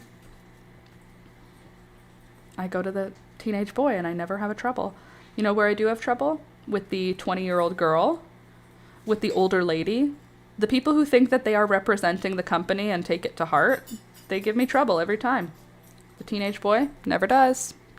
Never gives me trouble. See, I used to think it was because I was cute and they were being nice to me. Now I just think that it's because I'm an adult woman and that means mother. So now I accept it. Because patriarchy. On account of due to the patriarchy. Thanks a lot, the patriarchy, for everything. Everything you've done. Man, this is coming along pretty quick. Wow, I hate chunky yarn. It grows faster, but it's so hard to knit with compared to this. If you watch my last stream and you see how slowly I was knitting, like how long it took me to do a stitch or how long it took me to do a row, my rows only had, what, 20 stitches in them? Do you see this? Right here? See this criminal back here? She's not where she's supposed to be, but she's not breaking anything, so I'm letting it happen. Anyway. Ugh, after we get this sleeve done, we have to actually decide what we're doing for the front and the back, which I don't love. I don't love trying to figure that part out. Isn't this pretty? Isn't the fabric so fun? I'm so into it. It's just so cute. It makes the red less offensive by having all those other colors.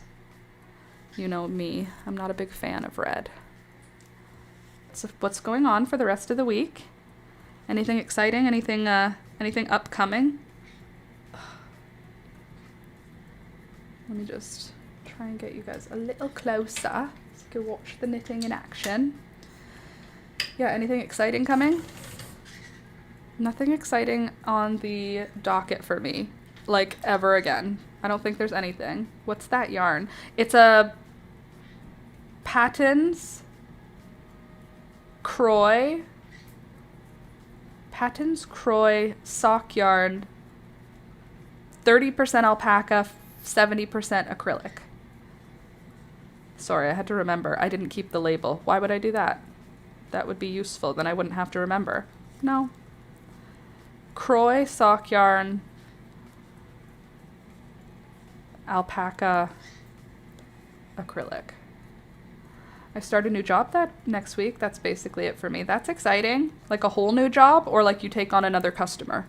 Like you're starting a whole new thing?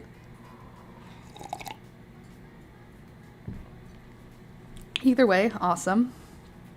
I mean, awesome if they're giving you money and if the money is enough for you to sustain your life. Speaking of which, thanks YouTube. YouTube's paying me again, like a reasonable amount. I'm finally not drowning. Excuse my complaining about my income, but right now, not complaining. I had like a really good year in 2020 and 2021, and then 2022 was a good year, and then 2023 and 2024 were both really bad years. They just like dipped, and now 2025 it looks like it's a good year. So that's cool. Let's finish in the green, friends. Let's do it.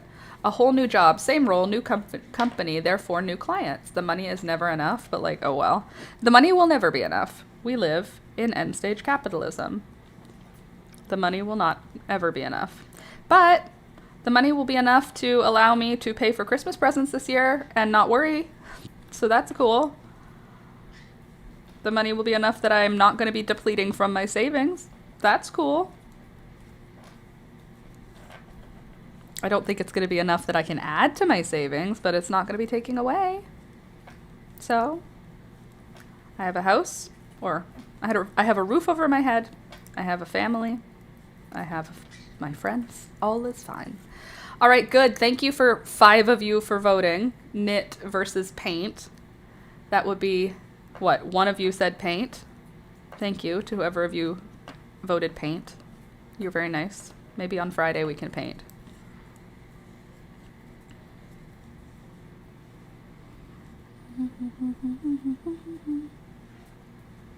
This morning, usually I put a playlist on, but while I'm getting ready for the live stream, this morning I played 3 songs over and over again for 2 hours while I got ready. Only 3 songs.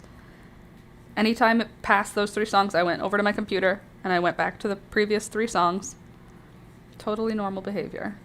Yeah, I miss having savings. That was a brief shining moment in the sun. Yeah. It's a brief shining moment. And I recognize that it's a brief shining moment, but it's a brief shining moment I currently am in, which I like.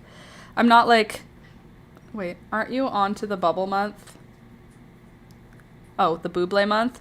I am on to the Buble month, but I'm also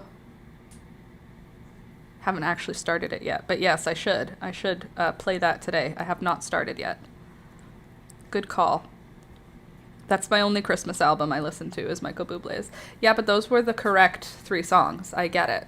Yeah, they were the songs I needed to be hearing over and over and over again for 2 hours. How much time were they? Maybe 3 minutes. One of them was like 2 minutes, and one of them was like 3 minutes. So we didn't even have 10 minutes of content that I played for 120 minutes. So realistically, what? That's 12 times a song. It's like not even that many times. I listened to 3 songs, 12 times each. It's not that many times. But I needed to hear them. They were the right songs that I needed to hear. And they felt just as good the 11th time as they did the first time. So I like to listen to the song until it no longer sparks joy. You people taking little nibbles out of your song, listening to them once in a while on your playlist so that you can love them forever. Not me. Plays them 12 times in a row for months on end and then won't listen to it again for 5 years. And then when it plays in 5 years, we'll listen to it 12 times and then not again. You know? It's like I really need to enjoy the song all the way until it's no longer enjoyable. And that's just the way we do. Thank you for understanding, Raven. But do you understand how fast I'm knitting? That's the real question. That's the real understanding. I don't want to give you a kiss. Ask me to give you a kiss. That wasn't even an ask. That was demanding. You kiss. How about you come over here? Come here. Come here. Come here. Thank you, baby. Mwah, thank you, baby. Nope, that's it. That was on purpose. He almost hit my camera. I didn't do nothing. Not you, I said he. Yeah. He as in Gerwald. Gerwi. Took the dog out again. I don't know why, but when I read that, took the dog out again, I read it like I took him out. You know? Like with a firearm. I took out the dog. But you meant it like to the bathroom, and that makes a lot more sense. Hey, Alex, think you could top off my coffee?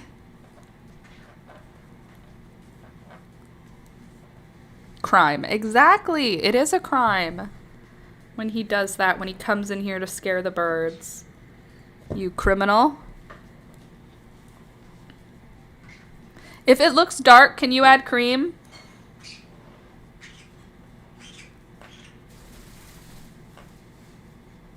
Baby? Thank you. All right, let's close this poll. 6 votes in. And guess what won? Surprise, surprise. Knitting. Knitting won. Good job, everyone. Well done.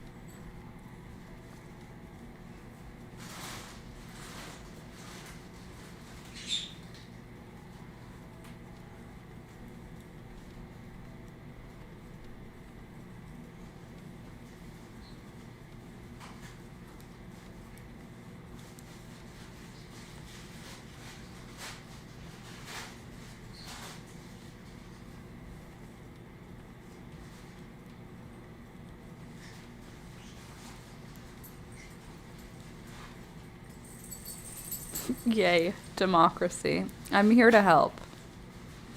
I'm here to be a democratically performing artist. I just picked one random, but more vote for paint wouldn't have swung it. That's true. Thank you. Thank you for your honesty. But if more people just picked one at random the way you did, Sid, and they ended up picking it, then they might have swung it. And if all of you had actually picked instead of just picking one at random, maybe paint could have won. Thank you, my hero. Thanks.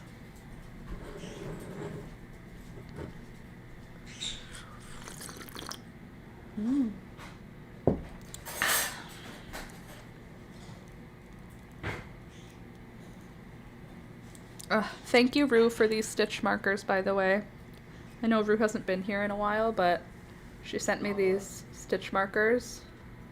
There's one that's a robin, and then there's one that's a robin's nest, and I just love the little robin's nest, so I find myself reaching for that one.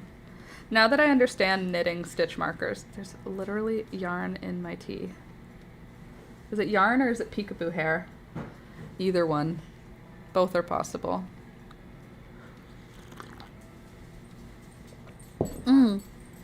I also cleaned Toby's eyes this morning.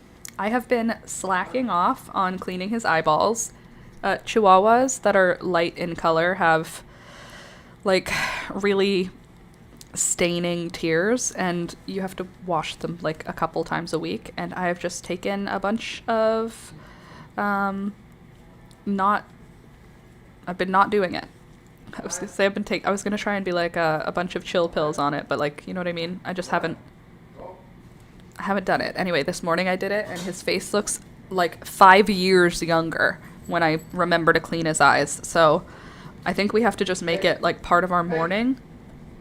The thing is, he's not got tear stains every single day, so it's not like he needs his eyes cleaned every single day. But maybe what I'll do is I'll just make it a part of my morning routine, so even if he doesn't need it, I just wipe it down, and that way he's just got clean eyes. Because if I say like, oh, only do it when he needs it, I only notice it at the time when I'm nowhere near the eye wipes, you know what I mean?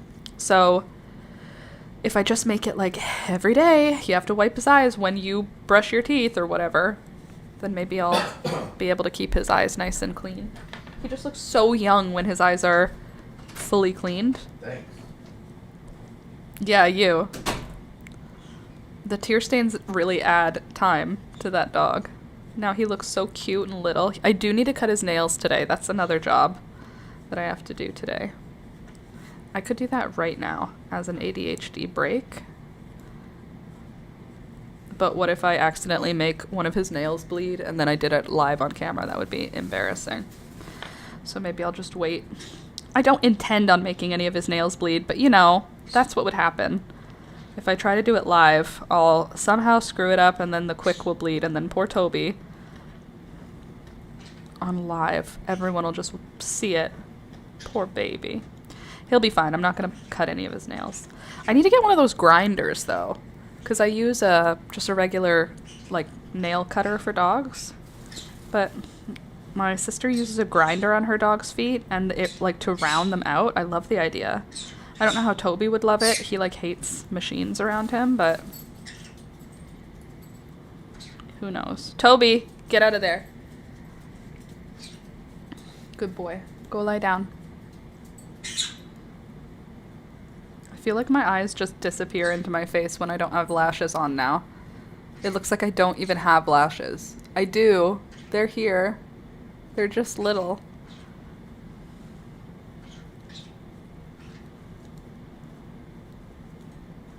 So today I'm going to be editing. I finished filming yesterday the video for the book binding. So I'm going to edit that, and we're going to start editing it today. I would really love if I could get it done for next week's video. Wouldn't that be nice?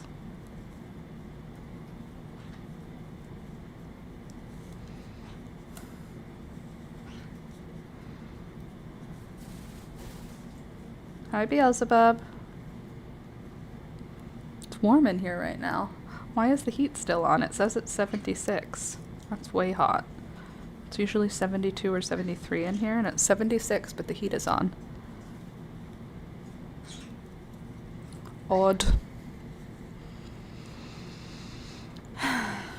I also still have a hat worth of yarn that I can knit into another hat. It would match mine.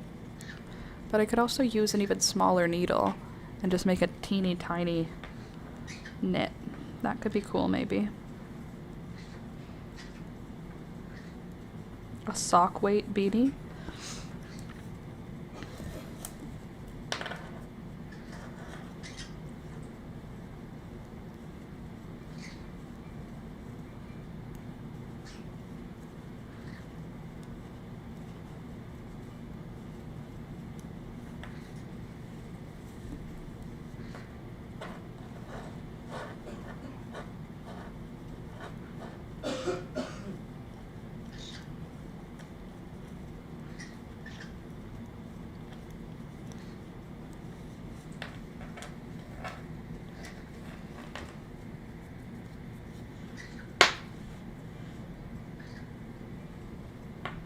We gotta be almost there by now. How much more of this can there even be? I don't want to over knit, you know?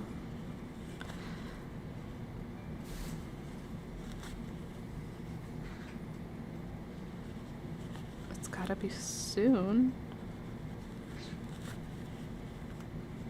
Whoop.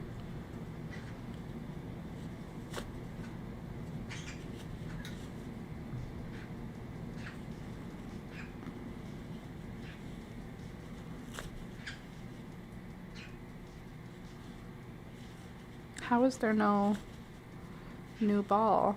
Is that where the new ball starts? Okay, yes. Cool. So this is going to be where it finishes. I don't know why I even tie the balls together if eventually, when I get impatient, I'm just going to untie them.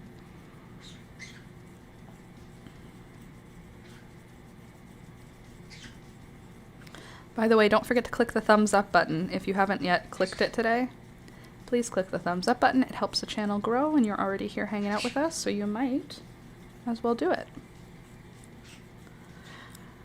I want this sweater now. I'm jealous that Alex is the one that gets to have this sweater. I'm not jealous. I'm happy for him, but I'm jealous for me.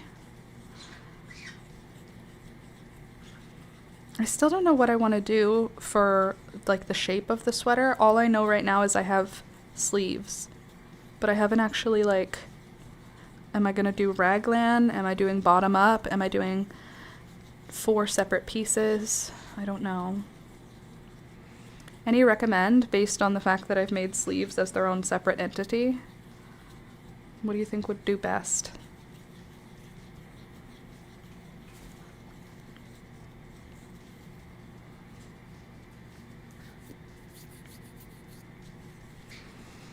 I just picked one at random, but one more vote for paint. Oh, I read that already. Well then. All right, so this is how much yarn is left on this ball. And now, let me just see how it's lining up. It looks like I'm almost there. In terms of height, it's almost as big. Maybe I'll just go a couple more rounds just to bring up the height a little more.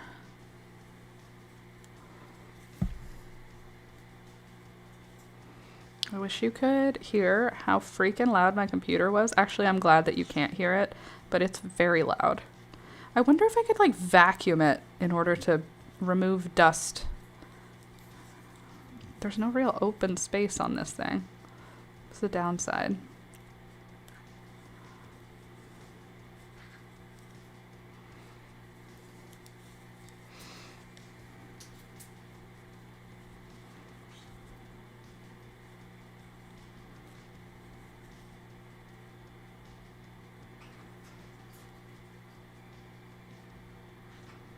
The heck?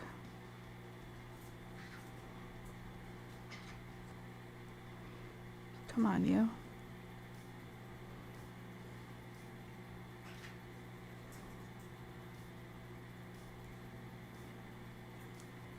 There. Nailed it.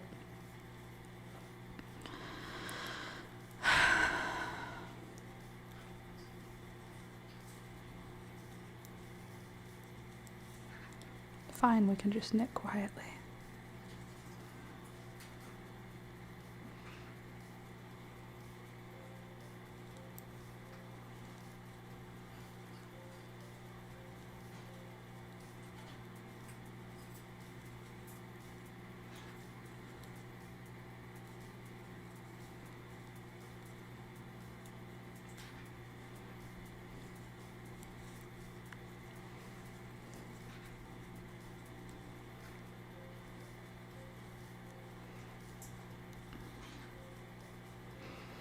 Also, I put my perennial seeds somewhere, the ones that I want to plant, and I don't know where I put them, and now I can't find them, and I need to plant them. So that was a cool thing. I also should buy Lysianthus seeds. If I want to buy them, I should buy them now because I need to start planting them now. In where I live, they need to be growing from like the middle of December until next spring. I do have Lysianthus that I brought inside, and I'm wondering how I should care for them. They're just in a pot with dirt right now. I'm hoping that they are gonna be okay. They look pretty sad, but I don't have them under grow lights or anything. I'm just having them like in the kitchen in a cold spot. Anyway, I don't know what I'm gonna do about it, but I kind of want to grow these brown Lysianthus.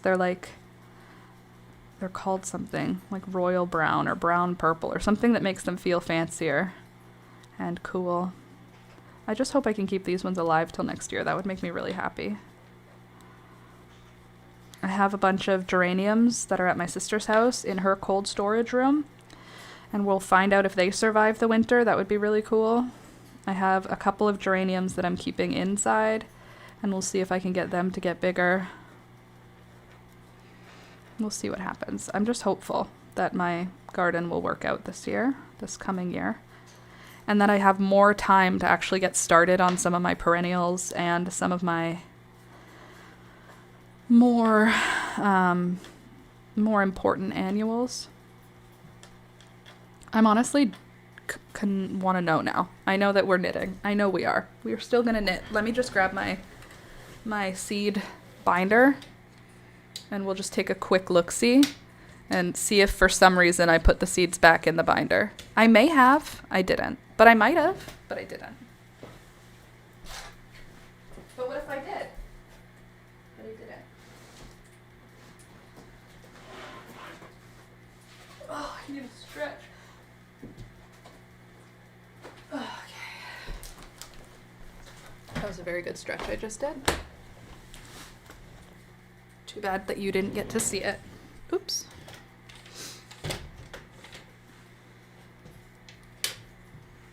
All right. So there's the seed binder. Let's get you tilted. Could you just stay where you're supposed to? Why you have to always be moving around? Okay, so sometimes it's just nice to look, you know? And by sometimes I mean every times. I'm a little bit concerned because this binder is now quite full. And I'm wondering if I'm going to be able to grow all of this next year with the quantity that I have. I think the answer is yes. Okay, status, cosmos. None of these are perennials. These are all my annuals. Oh, it's gonna be so nice. It means you need another binder like that for Christmas. I still have lots of empty plastic sheets, but yeah, maybe I need to get a second binder. You know what though, Candace? The binder you gave me is the same size. So maybe what I'll do is the thing that you made, the paper you made, maybe I can bind them into an actual book, and then I can steal the binder to use for this purpose. Okay, these are all annuals. That's a good sign. If they're not in my binder, that means... What's going on here? Why are you rotting? What's going on in here? Please don't be mold. Fully mold. How did this happen? Why did you put seeds in before they were dry, Laura? Oh, jeez Louise. 2 sets of nasturtiums, my red and my peach. Both molded. That was my fault. I put them in without them being fully dried. That was super smart of me. Yarrow? Yarrow's a perennial, but I have a lot of it now. Do I want to start more yarrow? How much yarrow is too much yarrow? You know? Like, not much, right? I could have more. Won't hurt anybody. Gladiolus corms. Let's see how those are aging. How are they doing? They look so good. I wonder if I start them now, if I plant them now, if I can get them big enough to make flowers this year. They're very small. Gladiolus corms are much bigger than that. So I don't know what to do with these. I've just stored them with my seeds because I don't know. But wouldn't that be fun? Gladiolus? So that's a perennial. Pom-pom dahlia. Those are also a perennial that I want to start. I don't know when, but I do. Okay, these nasturtiums are fine, so that's good. All right, feverfew. I've already started lots of it outside, like regular feverfew, but I think I would be happy to have more of the double feverfews. White wax begonia. Coleus, coleus, coleus, coleus. We could start some coleus inside, just for fun. That might be fun, actually. For a wintertime project. What do you think? Okay, then we've got Starlight Echinacea. I don't need that.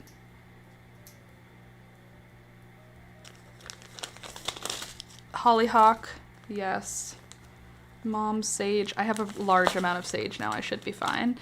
Broadleaf plantain. Prairie smoke. Bad luck with prairie smoke I had. Pink low lawn flower. I think this was heather. I think. I did take a picture of it, so I'll check, but I think it's heather. Broadleaf plantain, blue vervein, common soapwort, sweet william, agrostemma, rose campion. Do I need any more rose campion? I have one large pot of it. Should I start more seeds for it? How many seeds do I have? 1 billion. I have 1 billion rose campion seeds. Are phlox annual or perennial? Stinging nettle. That's another one I want to grow next year because I think it'll be good and fun.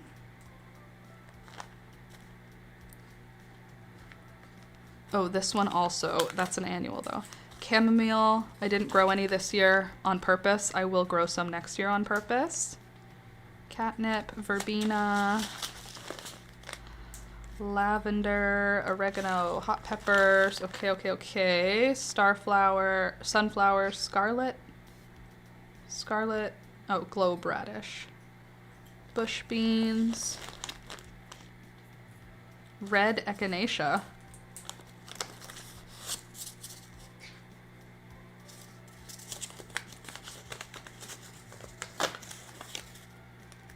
All right, red echinacea, that's a perennial. Tobacco and gomphrena adjacent flower. I didn't know what it was, so I labeled it gomphrena adjacent. Julia orange nasturtium. These are specific for Julia next year. I saved just orange flower seeds from my nasturtiums because I hate nasturtiums that are orange. I don't hate them. I just don't like them. But my sister really liked them, so I'm giving her all of the seeds for the orange ones next year. Oregano, I think I'm set. Sage, I think I'm set. I don't need much of either of them. Do I have any seeds in this lavender packet? There are. I could try to grow lavender from seed. I don't care about it though. Like, it's not a flower that I have a big enough piece to make difference. Okay. Do I want to grow verbena? Pink bee balm. I now am sure that I have a good amount.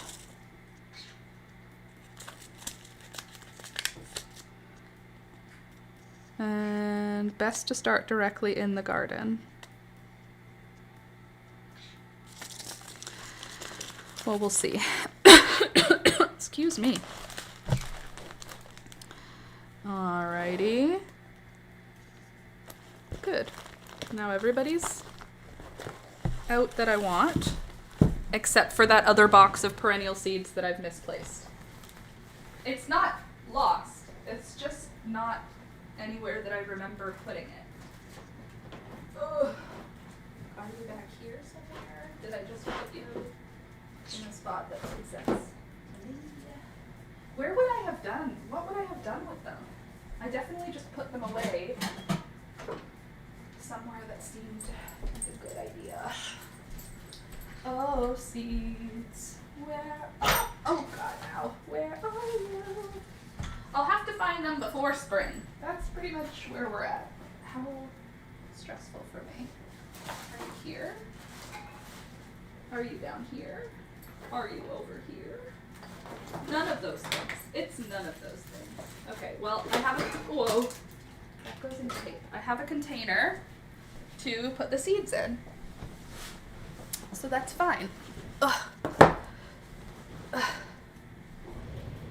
Anybody else a cross-leg girl? All right, so we have red echinacea, dahlia, rose campion, pink lawn flower, purple hollyhock, double feverfew, garbage, garbage, garbage nasturtiums. Sorry, girls.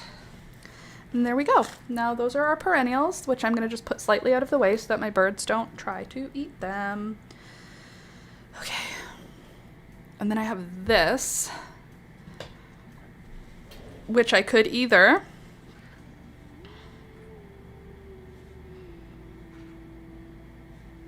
or, you know what I'm saying? Can you tell that I'm getting bored? My ADHD, she's getting me right now. You know your ADHD is bored when you're like, I'll just wind up a new ball of yarn. Why not? I did plant a bunch of hollyhocks outside already, and they came up.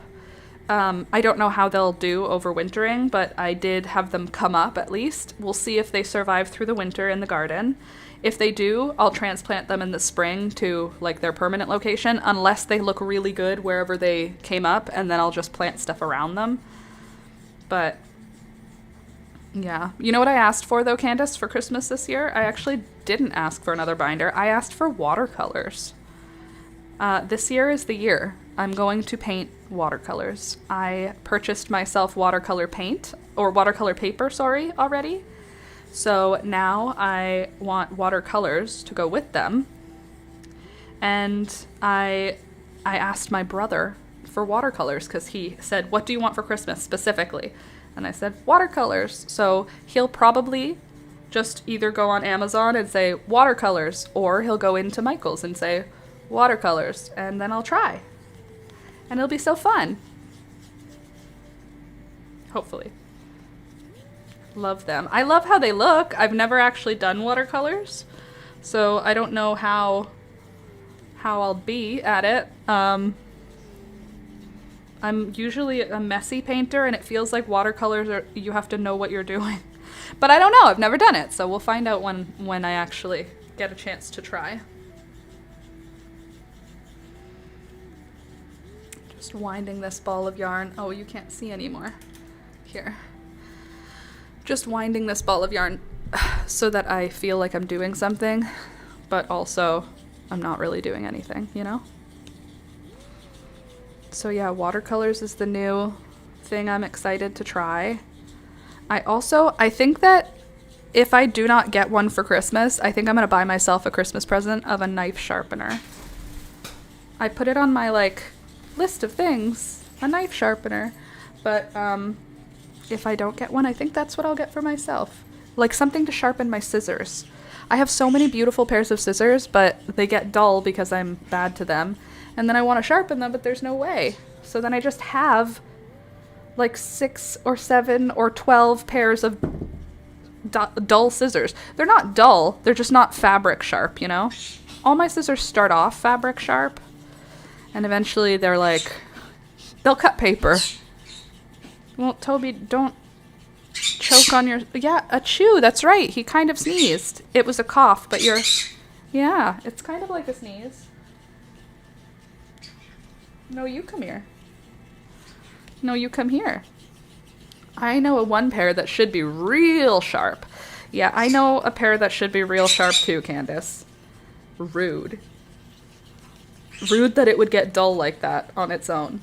That has nothing to do with me. I was a good swordsmith to those scissors, all right? I can't touch the table or it shakes everything.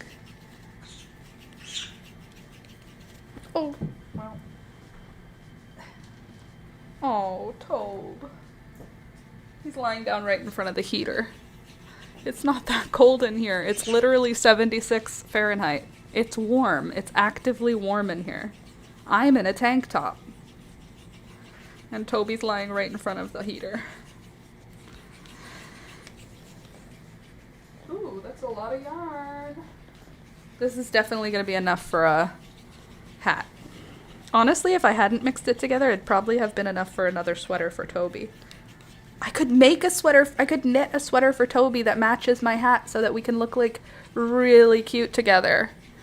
That's what I'm doing with this. You guys are going to have to help me. Sid, even if you're not here anymore, if you see this later, you're going to have to help me. Sid is like my knitwear design assistant. Anytime I'm dealing with rotisserie Toby, she's a tail chaser. It's so funny. Oh, rotisserie Toby. He is a rotisserie Toby. With his tiny little Toby chicken legs, he actually is rotisserie. Anyway, if a hat can be made that fits me with half of this, then the other half will surely be enough to make Toby a sweater. Like, this is more than enough for a sweater for Toby. I just need to, like, add holes. You know what I mean? Like, what if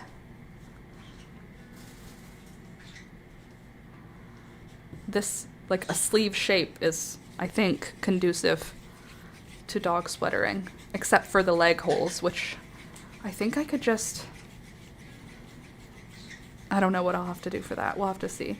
There was a white pit bull in the shelter named Chicken. Chicken's a good name. Rotisserie Chicken.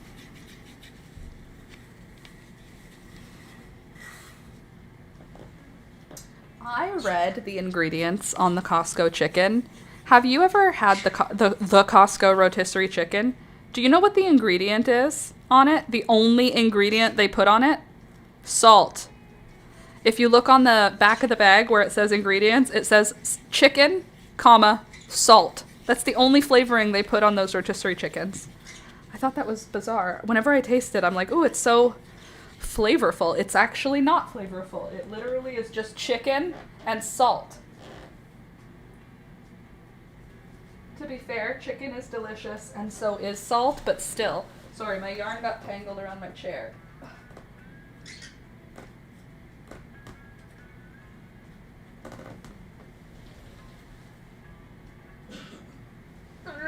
come back. Come back, yarn.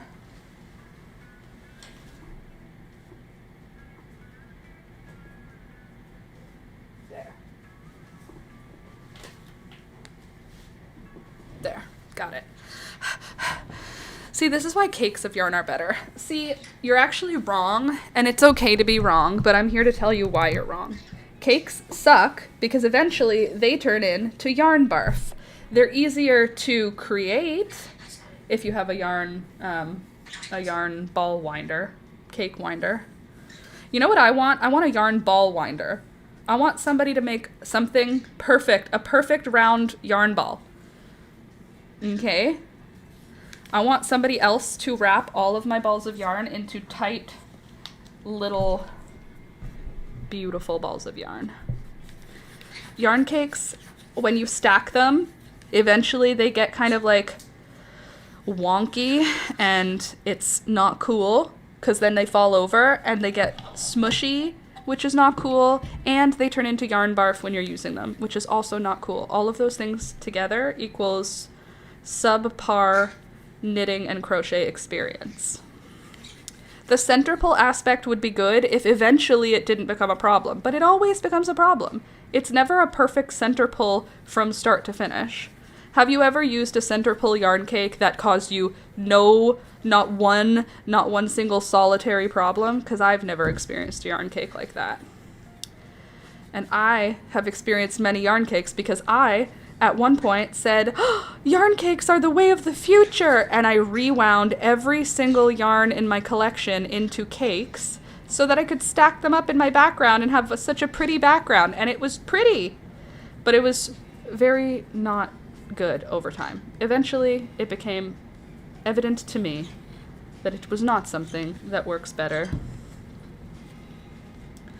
And alas, that is the story of why yarn cakes, in fact, are not superior to the modest, ever-present, tightly wound ball of yarn. Thank you for coming to my TED Talk. Feel free to get a book signing on the way out. Cool. Thank you. I don't know how things get tangled like this. Like, my life is like this. It just knots get all tangled together. Just because of the way that it is, you know?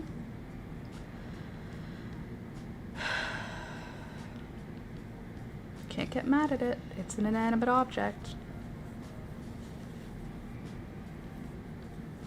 I can get a little annoyed, right? And now it's all twisted too, on top of being in a knot. Okay. All right. This is working. Now loosen. Beelzebub, you better not be doing crimes. I can hear you back there.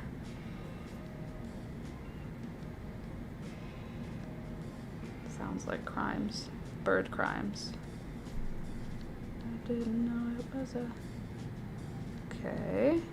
Good, good, good. Going great. Everything's going according to plan. Whose plan? That's up for debate.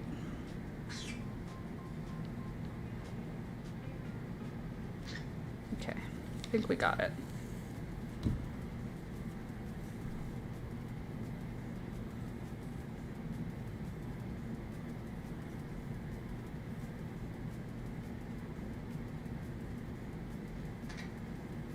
Was there another one? I didn't do anything.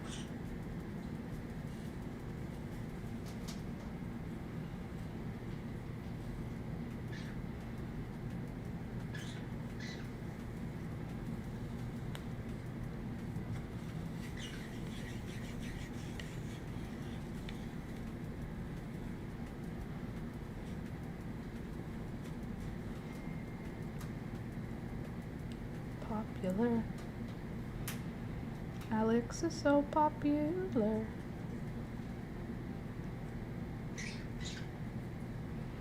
Alrighty then. If you could just not cause problems right now, that'd be super. Thank you so much.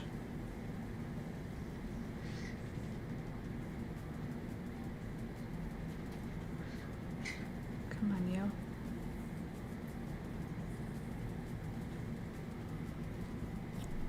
Thank you very much.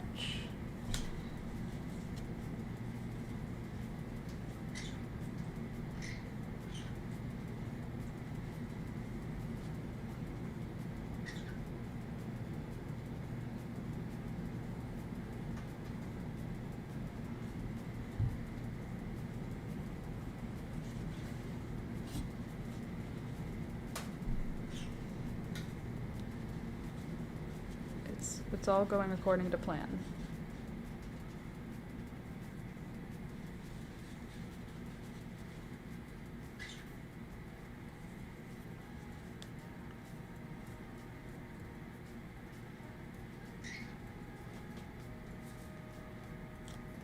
There we go. We're nearly there.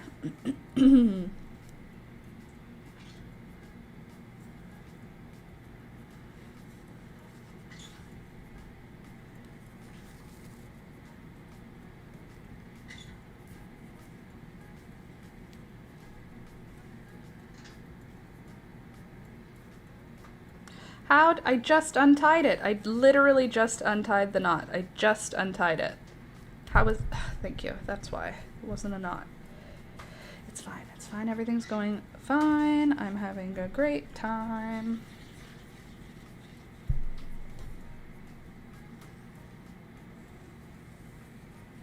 Just don't worry, everybody. I'm gonna get to where I need to be.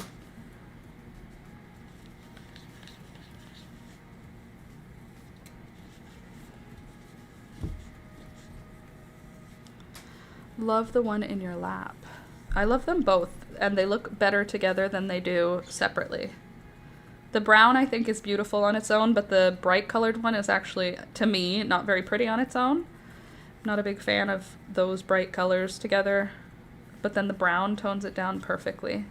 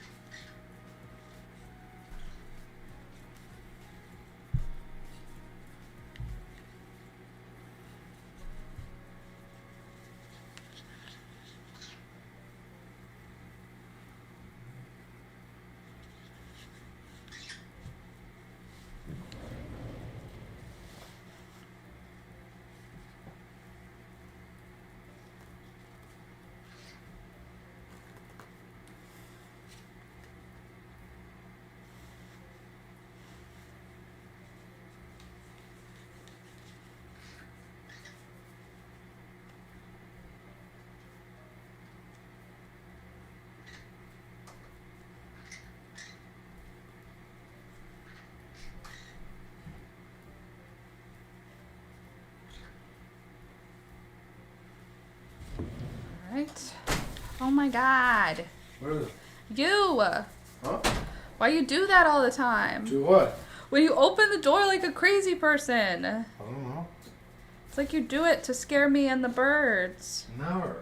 I don't believe that. Never. You never do it to scare me and the birds? Ever. I mean, maybe. But not to scare. No, just to make us go, woohoo! Excite. Oh, excite. Let me see.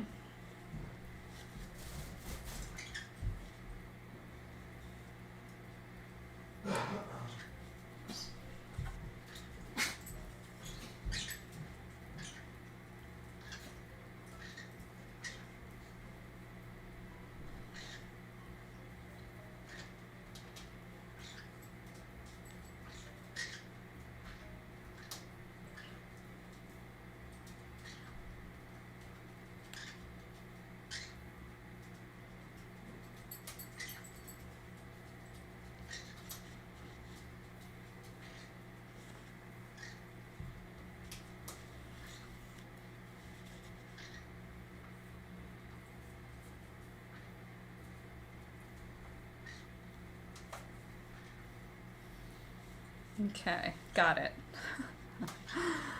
Now we can continue to wind the ball.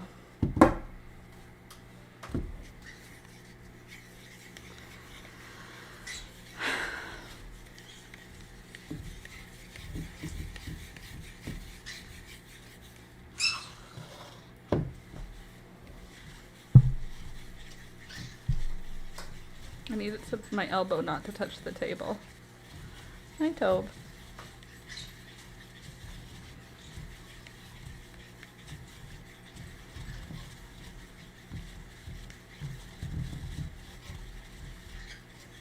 And what is that yarn combo for? Another hat, I think. It looks really good, the hat. Oh, wait, no. I'll make Toby a sweater. I'll knit Toby a little sweater for outside. That matches my hat.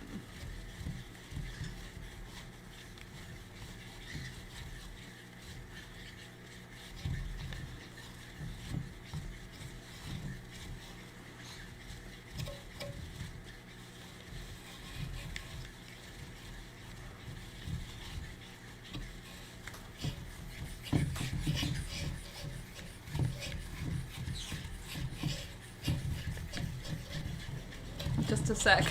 I'm just gonna wind it fast. Try not to get wool in my mouth, okay?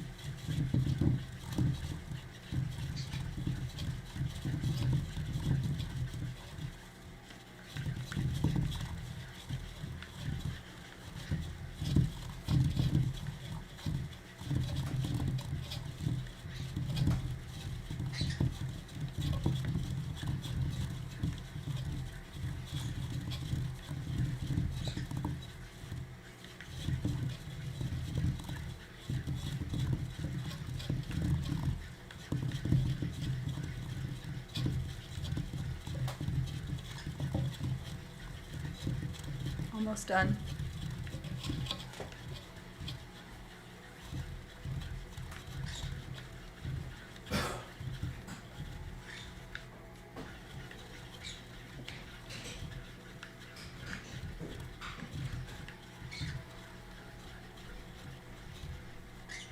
Here we go.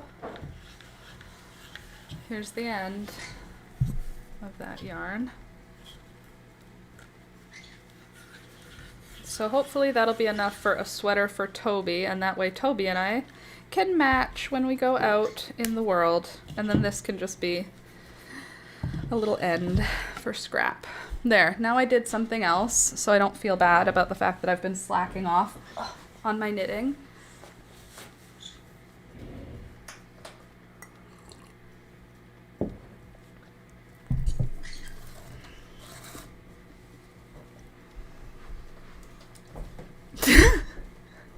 What? Something slipped out there. No? No, it's on purpose? Yeah. Oh, it's fashion?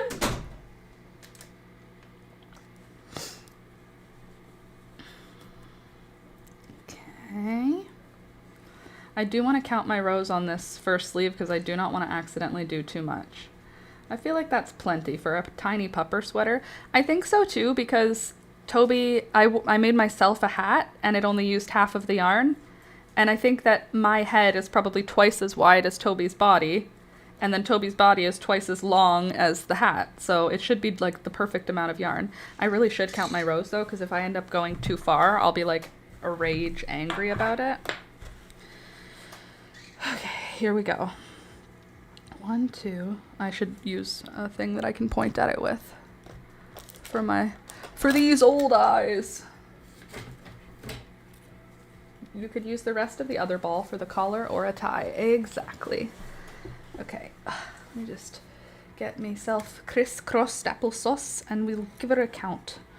1, 2, 3, 4, 5. 6, 7, 8, 9, 10, 11, 12, 13, 14, 15, 16, 17, 18, 19, 20, 21, 22, 23, 24, 25, 26, 27, 28, 28, 29, 30, 31, 32, 33, 34, 35, 36, 37, 38, 39, 40, 41, 42, 43, 44, 45, 46, 47, 48, 49, 50, 51, 52, 53, 54, 55, 56, 57, 58, 59, 60, 61, 62, 63, 64, 65, 66, 67, 68, 69, 70, 71, 72, 73, 74, 75, 76, 77, 78, 79, 80, 81, 82, 83, 84, 85, 86, 87, 88, 89, 90, 92. 92 rounds. Okay. Like 1992, when I was born. Now let's try. See how far we are.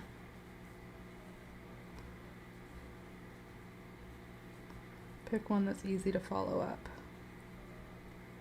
1, 2, 3, 4, 5, 6, 7, 8, 9, 10.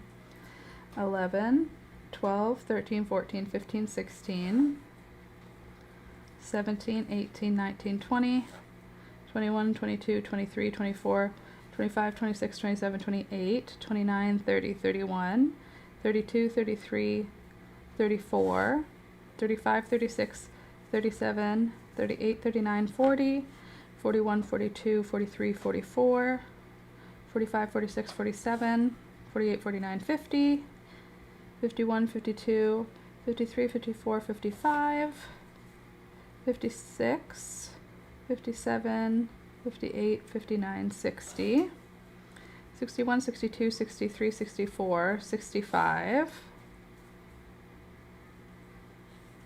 Are you a mistake here, ma'am? Just a random loose stitch. Cool. 65, 66, 67, 68, 69, 70, 71, 72, 73, 74, 75, 76, 77, 78, 79, 80. Okay, so we have 12 left. Yeah, that a little tie would be so dapper. Agreed. And Toby is a dapper young man. Okay, what did I just say? 80. So I'm on... Did I count 80? So I'm on 80. Ew, I hate this for me. I'm going to have to count it again because I don't remember. But I have to get to 92.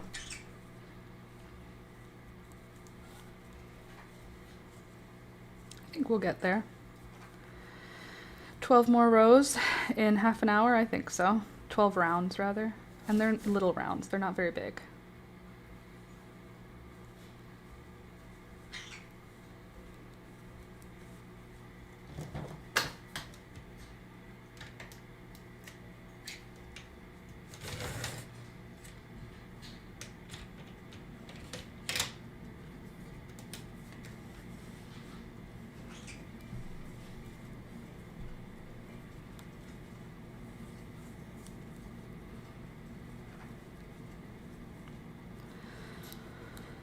Imagine if we got this sweater done by Christmas. I mean, we probably could.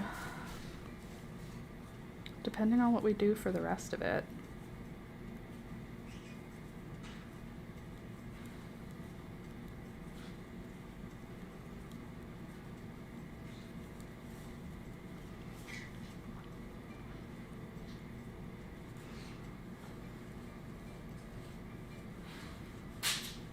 Beelzebub.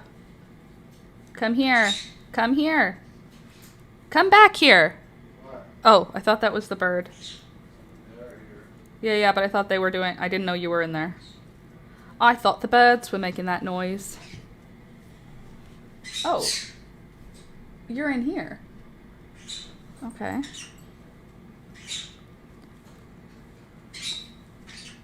Beelzebub wants you to go achoo. That noise? That noise is like the sound before a sneeze, so she wants you to sneeze. She's going, and then if you go, achoo! Then she'll go, achoo!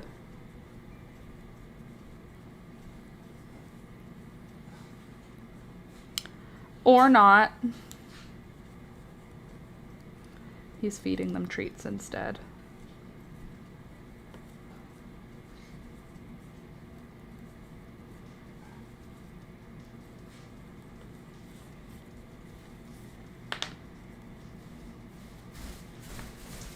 I'll just finish this ball of yarn and then we'll count again. You taking Toby out?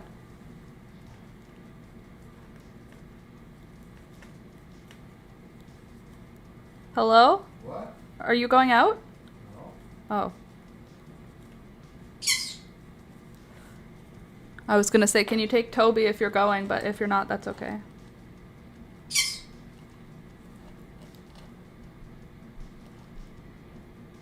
It's just a fiber. I just felt something touching me, and I'll see if I can show you what it is. Because I felt it among all the other hairs. This hair. Do you see this one fiber? It's touching my arm, and it just got my attention. Separate from the rest of this, that one... Do you see the one longer red hair? It was touching me, and it bothered me. Tug of war with my dog might take my arm out. That's awesome that she's playful and not traumatized. A year, 6 months in a shelter for a puppy? It's a long time to be locked in a shelter. I know they get walks, I know they get fed, blah blah blah, but still. Hi. Hello. Do you still like me? Yeah. You sure? Yep. Okay. I say that a lot. In a totally normal way. Hey, get your face off of there, Beelzebub. You trouble. Anyway. Oh, also I broke the door. I broke our back door. We have a storm door that had a, you know, the thing that makes it close on its own? The automatic door closing arm thing. It's like a triangle on the inside of the door. Well, there was a windstorm and I opened the door and it blew it open all the way 180 degrees, snapped it back, and it hit the house. It opened all the way so fast and it broke. The piston broke. And not the piston broke, the piston broke off of the door frame and made wood broken. Broke off. It was very broken. And that's okay. That's what Alex just walked by with. He's obviously going to try and repair it, which I appreciate, because oops. I mean, I didn't break it. The wind broke it. She was fostered in a home for a bit, but yeah, she needed this home. And once she settles in, I'm sure she'll get along with the cats and stop trying to eat litter. Yeah, for sure. Also, that sounds like the wind broke it. Yeah, the wind broke it. I didn't have anything to do with it. I just happened to be there. Good morning. Oh my, good morning. Good morning, Michelle. So yeah, my back door is... At least the glass didn't shatter. That's what I thought was about to happen. When it swung open, the speed with which it swung open, I knew it was going to hit the house. The wind opened it 180 degrees really quickly, and I closed my eyes as I waited for the impact of it hitting the house because I thought it was going to shatter it. But it didn't. It didn't break any of the glass, and it didn't break any of the metal. It just broke off the piston thingy. She's already learning her new name. It was Shyla, and now it's Juniper, the jumping June bug. Oh yeah, the wind is scary when it does that to a door. Yeah, it's very like, Annie M! Annie M! So, oops. June bug. She has rabbit legs. Oh. Little jumping rabbit June bug.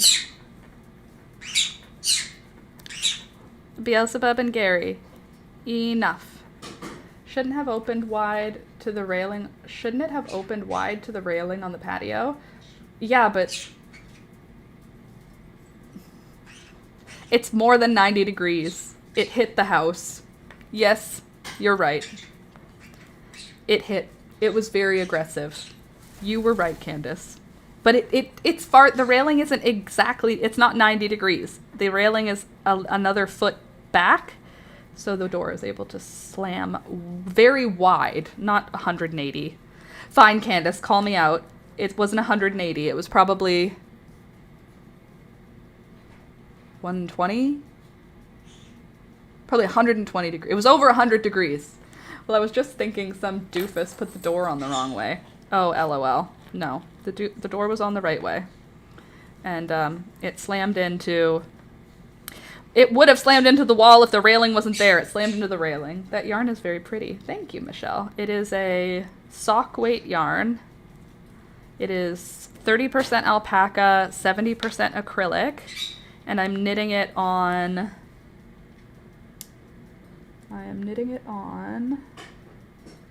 I would love to tell you what size needle. 4.5 millimeter needles.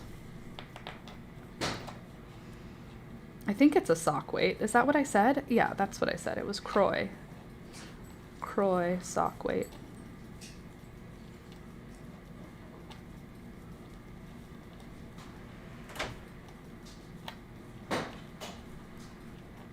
But I like it too. I like that it's red, but not in an offensive way. I don't like red, and I don't like how red looks on my skin. It makes me look like sickly normally. But I like that there's multiple colors in here, and the red is a little bit of a darker, like, raspberry sort of winier red. It's not like harsh red, so it looks nice. I like it. I'm not usually someone who likes to wear red. Not that this is for me, this is for Alex, but if it's extra large, you know, it'll fit me also. Yes, raspberry. Raspberry. Snoresberry. Who's ever heard of a snoresberry? Willy Wonka.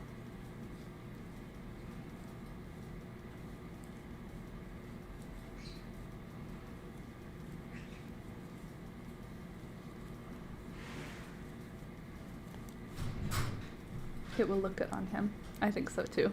He looks great in red. He also looks super good in dark colors right now because his hair is like bleach blonde white and his hair goes down past his shoulders now. So if he's wearing like a dark bright color, his hair contrasts really pretty with it. Alex also has pin straight hair. Like, he doesn't style it or anything. He brushes it when he showers, but like his hair is pin straight, like as if he straightened it with a straightener, and it always looks styled when he does it. Sorry, one of my yarns here got twangled up in the wrong situation. Let's try that again. Where are you supposed to be? Are you just a random loose thread? I don't like that. Okay. Anyway, bright and dark colors look really cool on him right now because of his contrast. He has a black beard and he has white hair.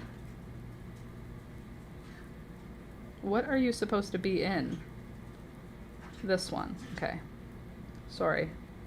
I have to think sometimes when I'm knitting. When I make mistakes with crochet, I don't have to think. I can just figure it out. With my hands will figure it out. With knitting, I have to think with my head. Which is a bit of a bummer for me. There we go. Right? Yeah, okay. And you. Okay, good. We're all good. All is well. Back on track. Anyway. Alex is probably the coolest I've ever seen him look. I think the blonde hair long on him looks so cool. It's like, he looks like, well, he looks like Riff Raff. He doesn't look like Riff Raff the term, he looks like Riff Raff the person. But if Riff Raff were jacked and Russian. I know what I mean. You know what I mean.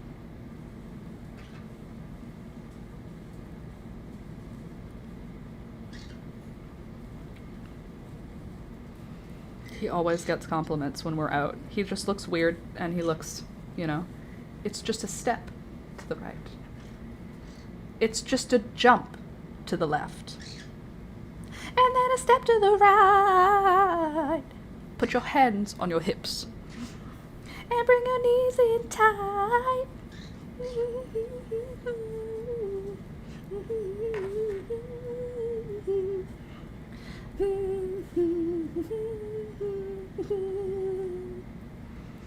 I got you. It's just a jump to the left. Love that song for parties and Halloween and weddings. Good song. Anyway, Alex is my own Prince Charming riffraff. I'll show you who riffraff is so that you can understand. If you're too young to have seen Rocky Horror Picture Show, first of all, disappointing. Second of all, you're young enough that you can see it now. The show is not disappointing. You're disappointing for not having seen it. Riff-raff. Not the rapper. Definitely doesn't look like that riffraff. Oh god, if people are searching for the word riffraff, like trying to be like, who's riffraff? Riffraff. Riffraff Rocky Horror.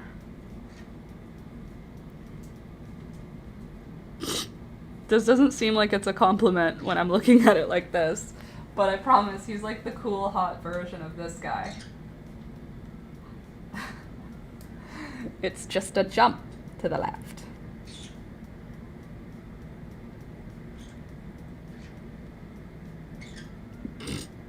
I feel bad for using that as an example now, because that's not what he looks like. He looks way cooler than that.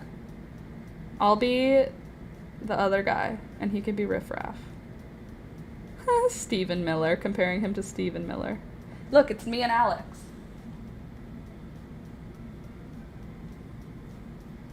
We look like that. I'm not theater enough to have seen it.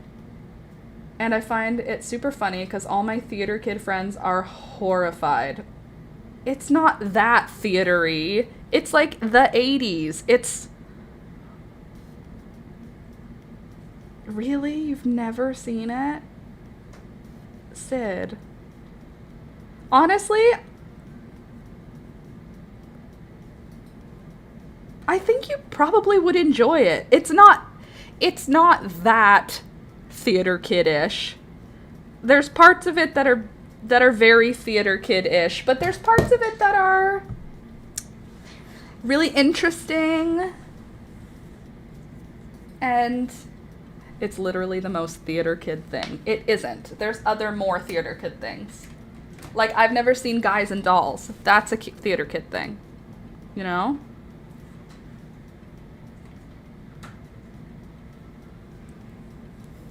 The fun we had in the theaters. It is awesome. So, I don't know. It is, okay, so it's theater kid.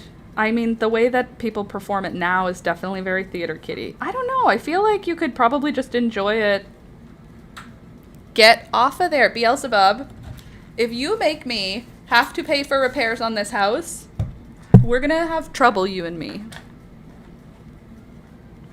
I had a dream last night that Alex and I were moving. We lived in a house with lots of people in it in this dream, and we had to pack up all of the people's stuff, and we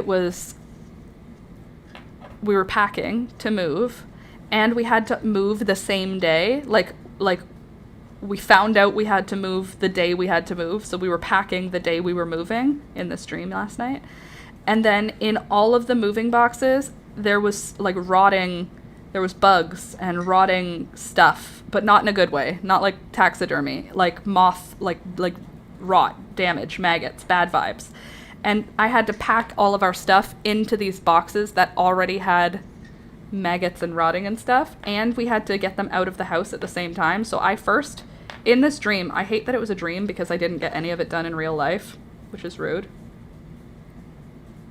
I have seen Hedwig and the Angry Inch. I don't know what that is. No hate, just a pattern in my life.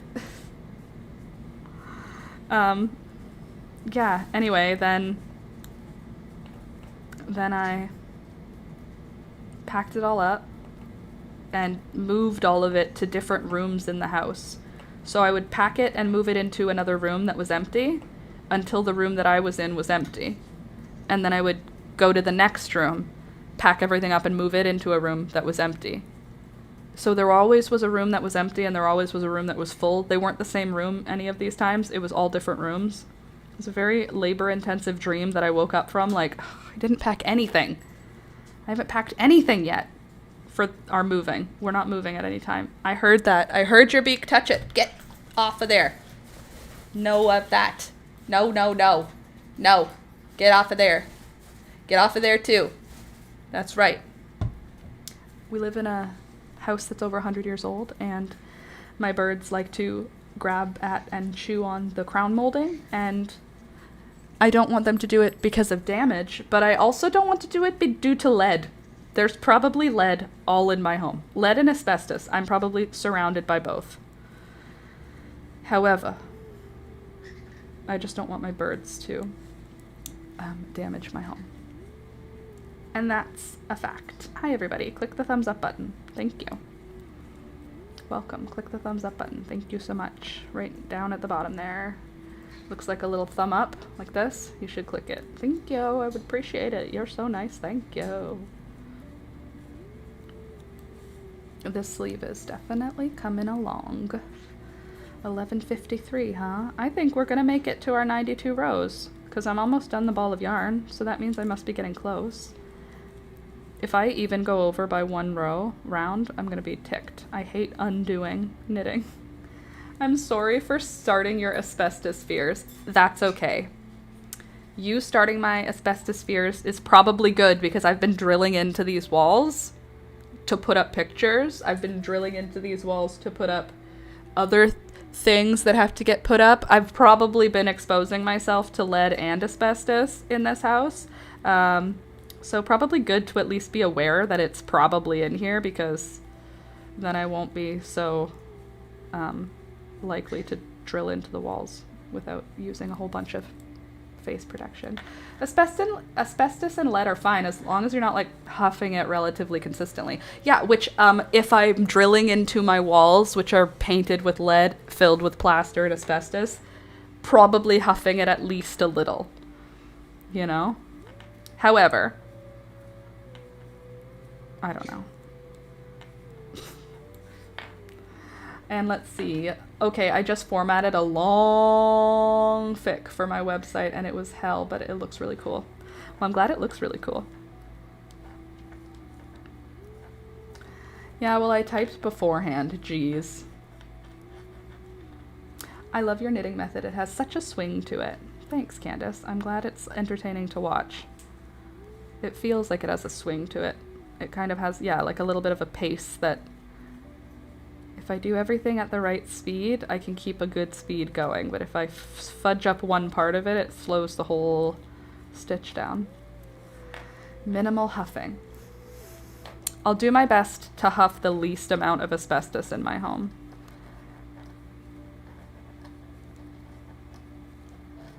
I don't want to get asbestosis or whatever it's called. And I also don't want to get lead poisoning. It's full of song lyrics, and those are red and left justified, but the prose is gray on black with indent justification. Ooh, mesothelioma. Mesothelioma. Why did I even call it asbestosis? That feels like it could be what it's called, though, don't you think? Oh, it's asbestos poisoning. Asbestosis. It seems real enough. Mesothelioma sounds like cancer. Is mesothelioma cancer? Thelioma. Oma. Otis and itis are swelling. What's oma? Lymphoma? Oma. Lymphoma. What is lymphoma? Is it a tumor on your lymph nodes? Asbestosis is a thing too. Thank you. Oh, it's a thing. And yes, cancer. Oh, okay. Asbestosis. Oma is cancer. Thank you. Asbestosis is a chronic lung disease. Great. Mesothelioma is cancer in the lungs. Don't we love learning about all the ways our homes can try and kill us? Thank you for that. I only know itis is swelling and otis is swelling because I have tendinitis. Oh, osis, sorry. Osis. Alex has tendinosis in his arm, or in his shoulder, so they might have to cut his bicep, which sounds graphic and bad, but it's not as bad as it sounds. Apparently it's a very common thing to do in this shoulder injury Alex has. They cut part of the bicep and then it heals better than having it fixed because right now it's like a frayed edge. Yeah, so he has tendinosis in his shoulder. I have tendinitis. I don't know what the difference between tendinitis and tendinosis is, but I have tendinitis and he has tendinosis. Maybe tendinosis is like long-term and tendinitis is like short-term. I'm not a doctor. I did meet a doctor yesterday, though, who said he had tendinosis. Site pic in Discord. Ooh, I want to see it, but I can't. I can't see it right now.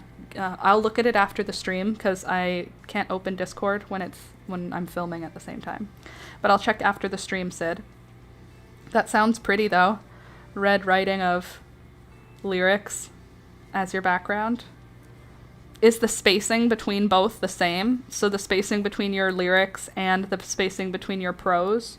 You have your words in black and gray, and then your background in red, but how far apart is everything? I know what I mean. This looks so good. Oh my gosh, next stream we get to start the body. We're done with the sleeves for now, so we get to start knitting the body in the next stream. So definitely come back for that one if you want to learn how to start knitting a sweater, because that's what we're going to do. On the beginning of the next stream, we're going to be starting our sweater. So if you don't mind, if you're in our Discord, please, I'll leave a poll there and you can let me know what you want to do. If you want to do bottom up, top down, or 4 separate pieces for the sweater, and you can vote in there. And then based on whatever you guys choose, that's what we'll work on Friday. I'm basically indifferent to whichever style we choose. I'm fine with any. Top down, bottom up, or 4 separate pieces. There's a line space between the lyrics and the prose is like book format. Okay, cool. And are the lyrics 1 line equals 1 line of lyric, or is it lyrics across the entire line, like full, like border to border? Is your poetry, or is your lyrics going like edge to edge, or is it like, you know what I mean? You know what I mean. I think it should be edge to edge so that there's no gap. Let's see. So if you go top down, you add these sleeves on with each body line. Remember, I don't know what I'm talking about. So if I start from the top down, I'll do the neck and the shoulders. And once I hit the shoulders, you pin here and then work the sleeve down. And you pin here and you work the sleeve down, and then you work the body down in a round. So if I do top down, I'll just be sewing the sleeves on instead of knitting down sleeve island. It'll be the same for bottom up as well. I'll be adding them on. Lyrics are line by line, not all the way across the page. Oh, okay. Cool. I'll check it out after the stream. I'm excited to see. I love web design. I just am not good at it, but I like looking at it. Well, web design, you know what I mean. If it's 4 pieces, Candace, if I do it as 4 separate pieces, I'll be sewing the 4 separate pieces together later.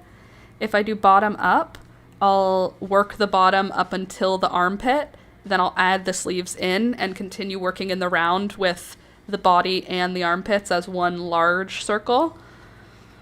So it's pretty much any way is doable. I feel like bottom up might be the easiest as far as it goes adding the sleeves in. I think bottom up would be the easiest to add the sleeves into.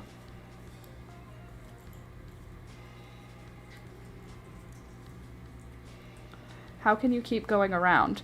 So right now, if you imagine this is the body, what I would do is or this is the sleeve. What I would do is I will have a round that is larger, the body. So imagine this piece is the body and this piece is the sleeve. What I'll do is I'll just start knitting my way. So I finish the body up to here, and then I'll just start knitting on this sleeve onto the same round. And what it'll do is it'll attach them together as one large round. Like this would be, if I started knitting these together, you'd have like a pair of pants, because there would be a connection point right here, and then the round would get larger. Does that make sense? When it's time, I'll show you, obviously, but I still have, I think now that I've talked to myself through it, I think bottom up is going to be the best option in terms of easiness. I think bottom up will give us our best shot.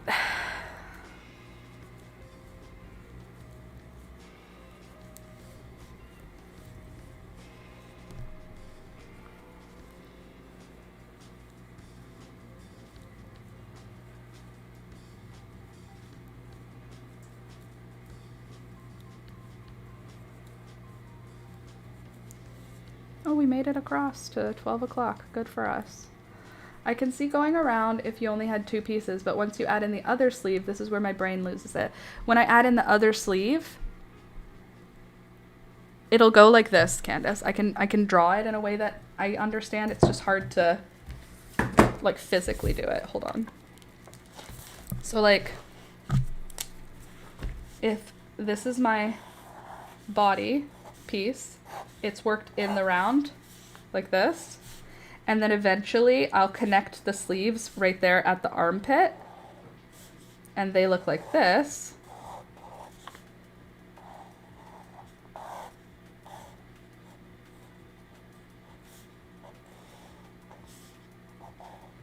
Right? So once I connect the sleeves in, then I'll be knitting a round that goes like this.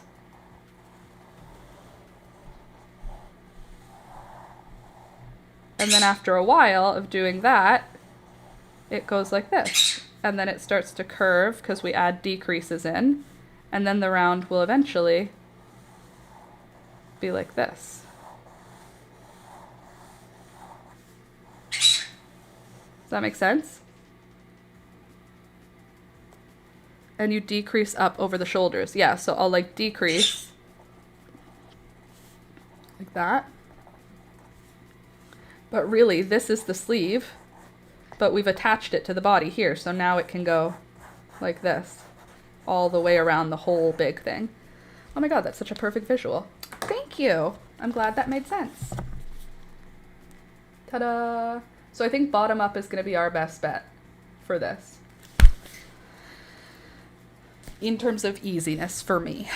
Thank you. Oh, I'm glad it made sense. I love when my instructions or information makes sense, because it doesn't always. It really, really doesn't always. A lot of times people don't understand what I'm trying to say. So thank you for getting it. My brain just exploded as I could not visualize it. Oh my God, that's such a perfect visual. Awesome. Well, now you can visualize it. Welcome. Thank you. Nah, you're a good teacher. Thanks. You're a nice person. You're a nice person who understands my personality. I think that's the thing.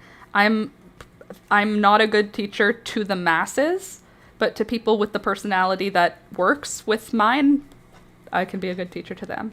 You should look up how people do the underarms. I've never done one bottom up. Didn't I do a bottom up? I'm pretty sure I did a bottom up. It'll be fine. We'll get to it when we get to it, okay? We're not even done the sleeves yet. We don't have to worry about those problems until way later.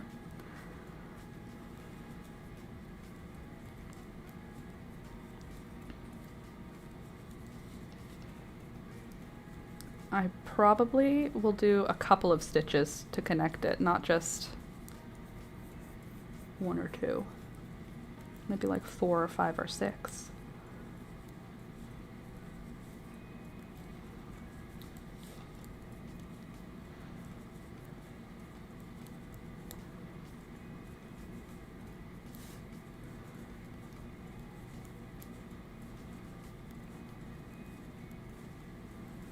Cool. We've got to be close to 92 by now, right? Let's count, and then we will know for sure. And after I finish counting my rows, then I'll probably leave for the day. We'll see though, depending on if I'm close to 92 or not. 1, 2, 3, 4, 5, 6, 7, 8, 9, 10, 11, 12, 13, 14, 15, 16, 17, 18, 19, 20, 21, 22, 23, 24, 25, 26, 27, 28, 29, 29, 29, 30, 30,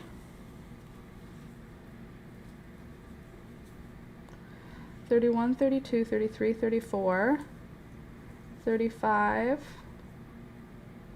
36, 37, 38, 39, 40, 41, 42, 43, 44, 45, 46, 47, 48, 49, 50, 51, 52, 53, 54,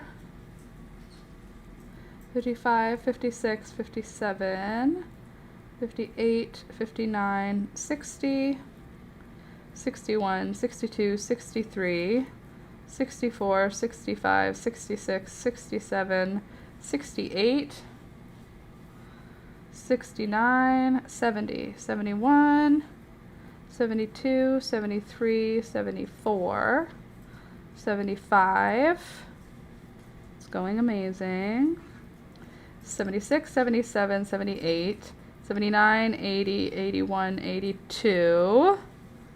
Okay, we're close, we're close. Hi all, nice to catch a still live. Hope all are well and not worse than before. Thanks, I'm doing okay. I hope you're doing okay too. 82, 83, 84, 85, 86. Okay, I'm on round 86. So let's just finish. 72 I was on? Did I say 82? Whatever, I'm on 80. 76? Are you sure? It seems almost the same length as 90. Did I miss a few rounds? Look at, they're the same. So you have 76. Okay, I have 76 instead of 92, but it doesn't look like... I think I'm done for today. You can go into timeout until Friday. And on Friday, we'll start working on the body. Before you stopped at 80. Don't worry about it. It's all fine. This is working out great. We're all having a great time. Don't even worry about it. This is now on timeout until Friday. So no problem. The other was 92. Yes. It's fine. Ta-da! We did it. We finished knitting for the day. Thank you for being here today. I'm sorry. It's okay. I'll just count it another time and everything will be fine. Thanks for hanging out with me today, guys. If you had fun, don't forget to click the thumbs up button. If you didn't have fun but you liked being here, please click the thumbs up button. If you didn't like being here but you came anyway, click the thumbs up button. If you didn't like being here and left, then I'm not talking to you, so it doesn't matter. Thank you. I will see you all on Friday morning because I'm back Monday, Wednesday, Friday from 9 a.m. until 12 p.m. Come back. And then I will see you then. So I'll see you on Friday at 9 a.m. Okay, love you. Bye. See you next time. Bye. Okay, bye. Be all well. Be well all. Okay, bye.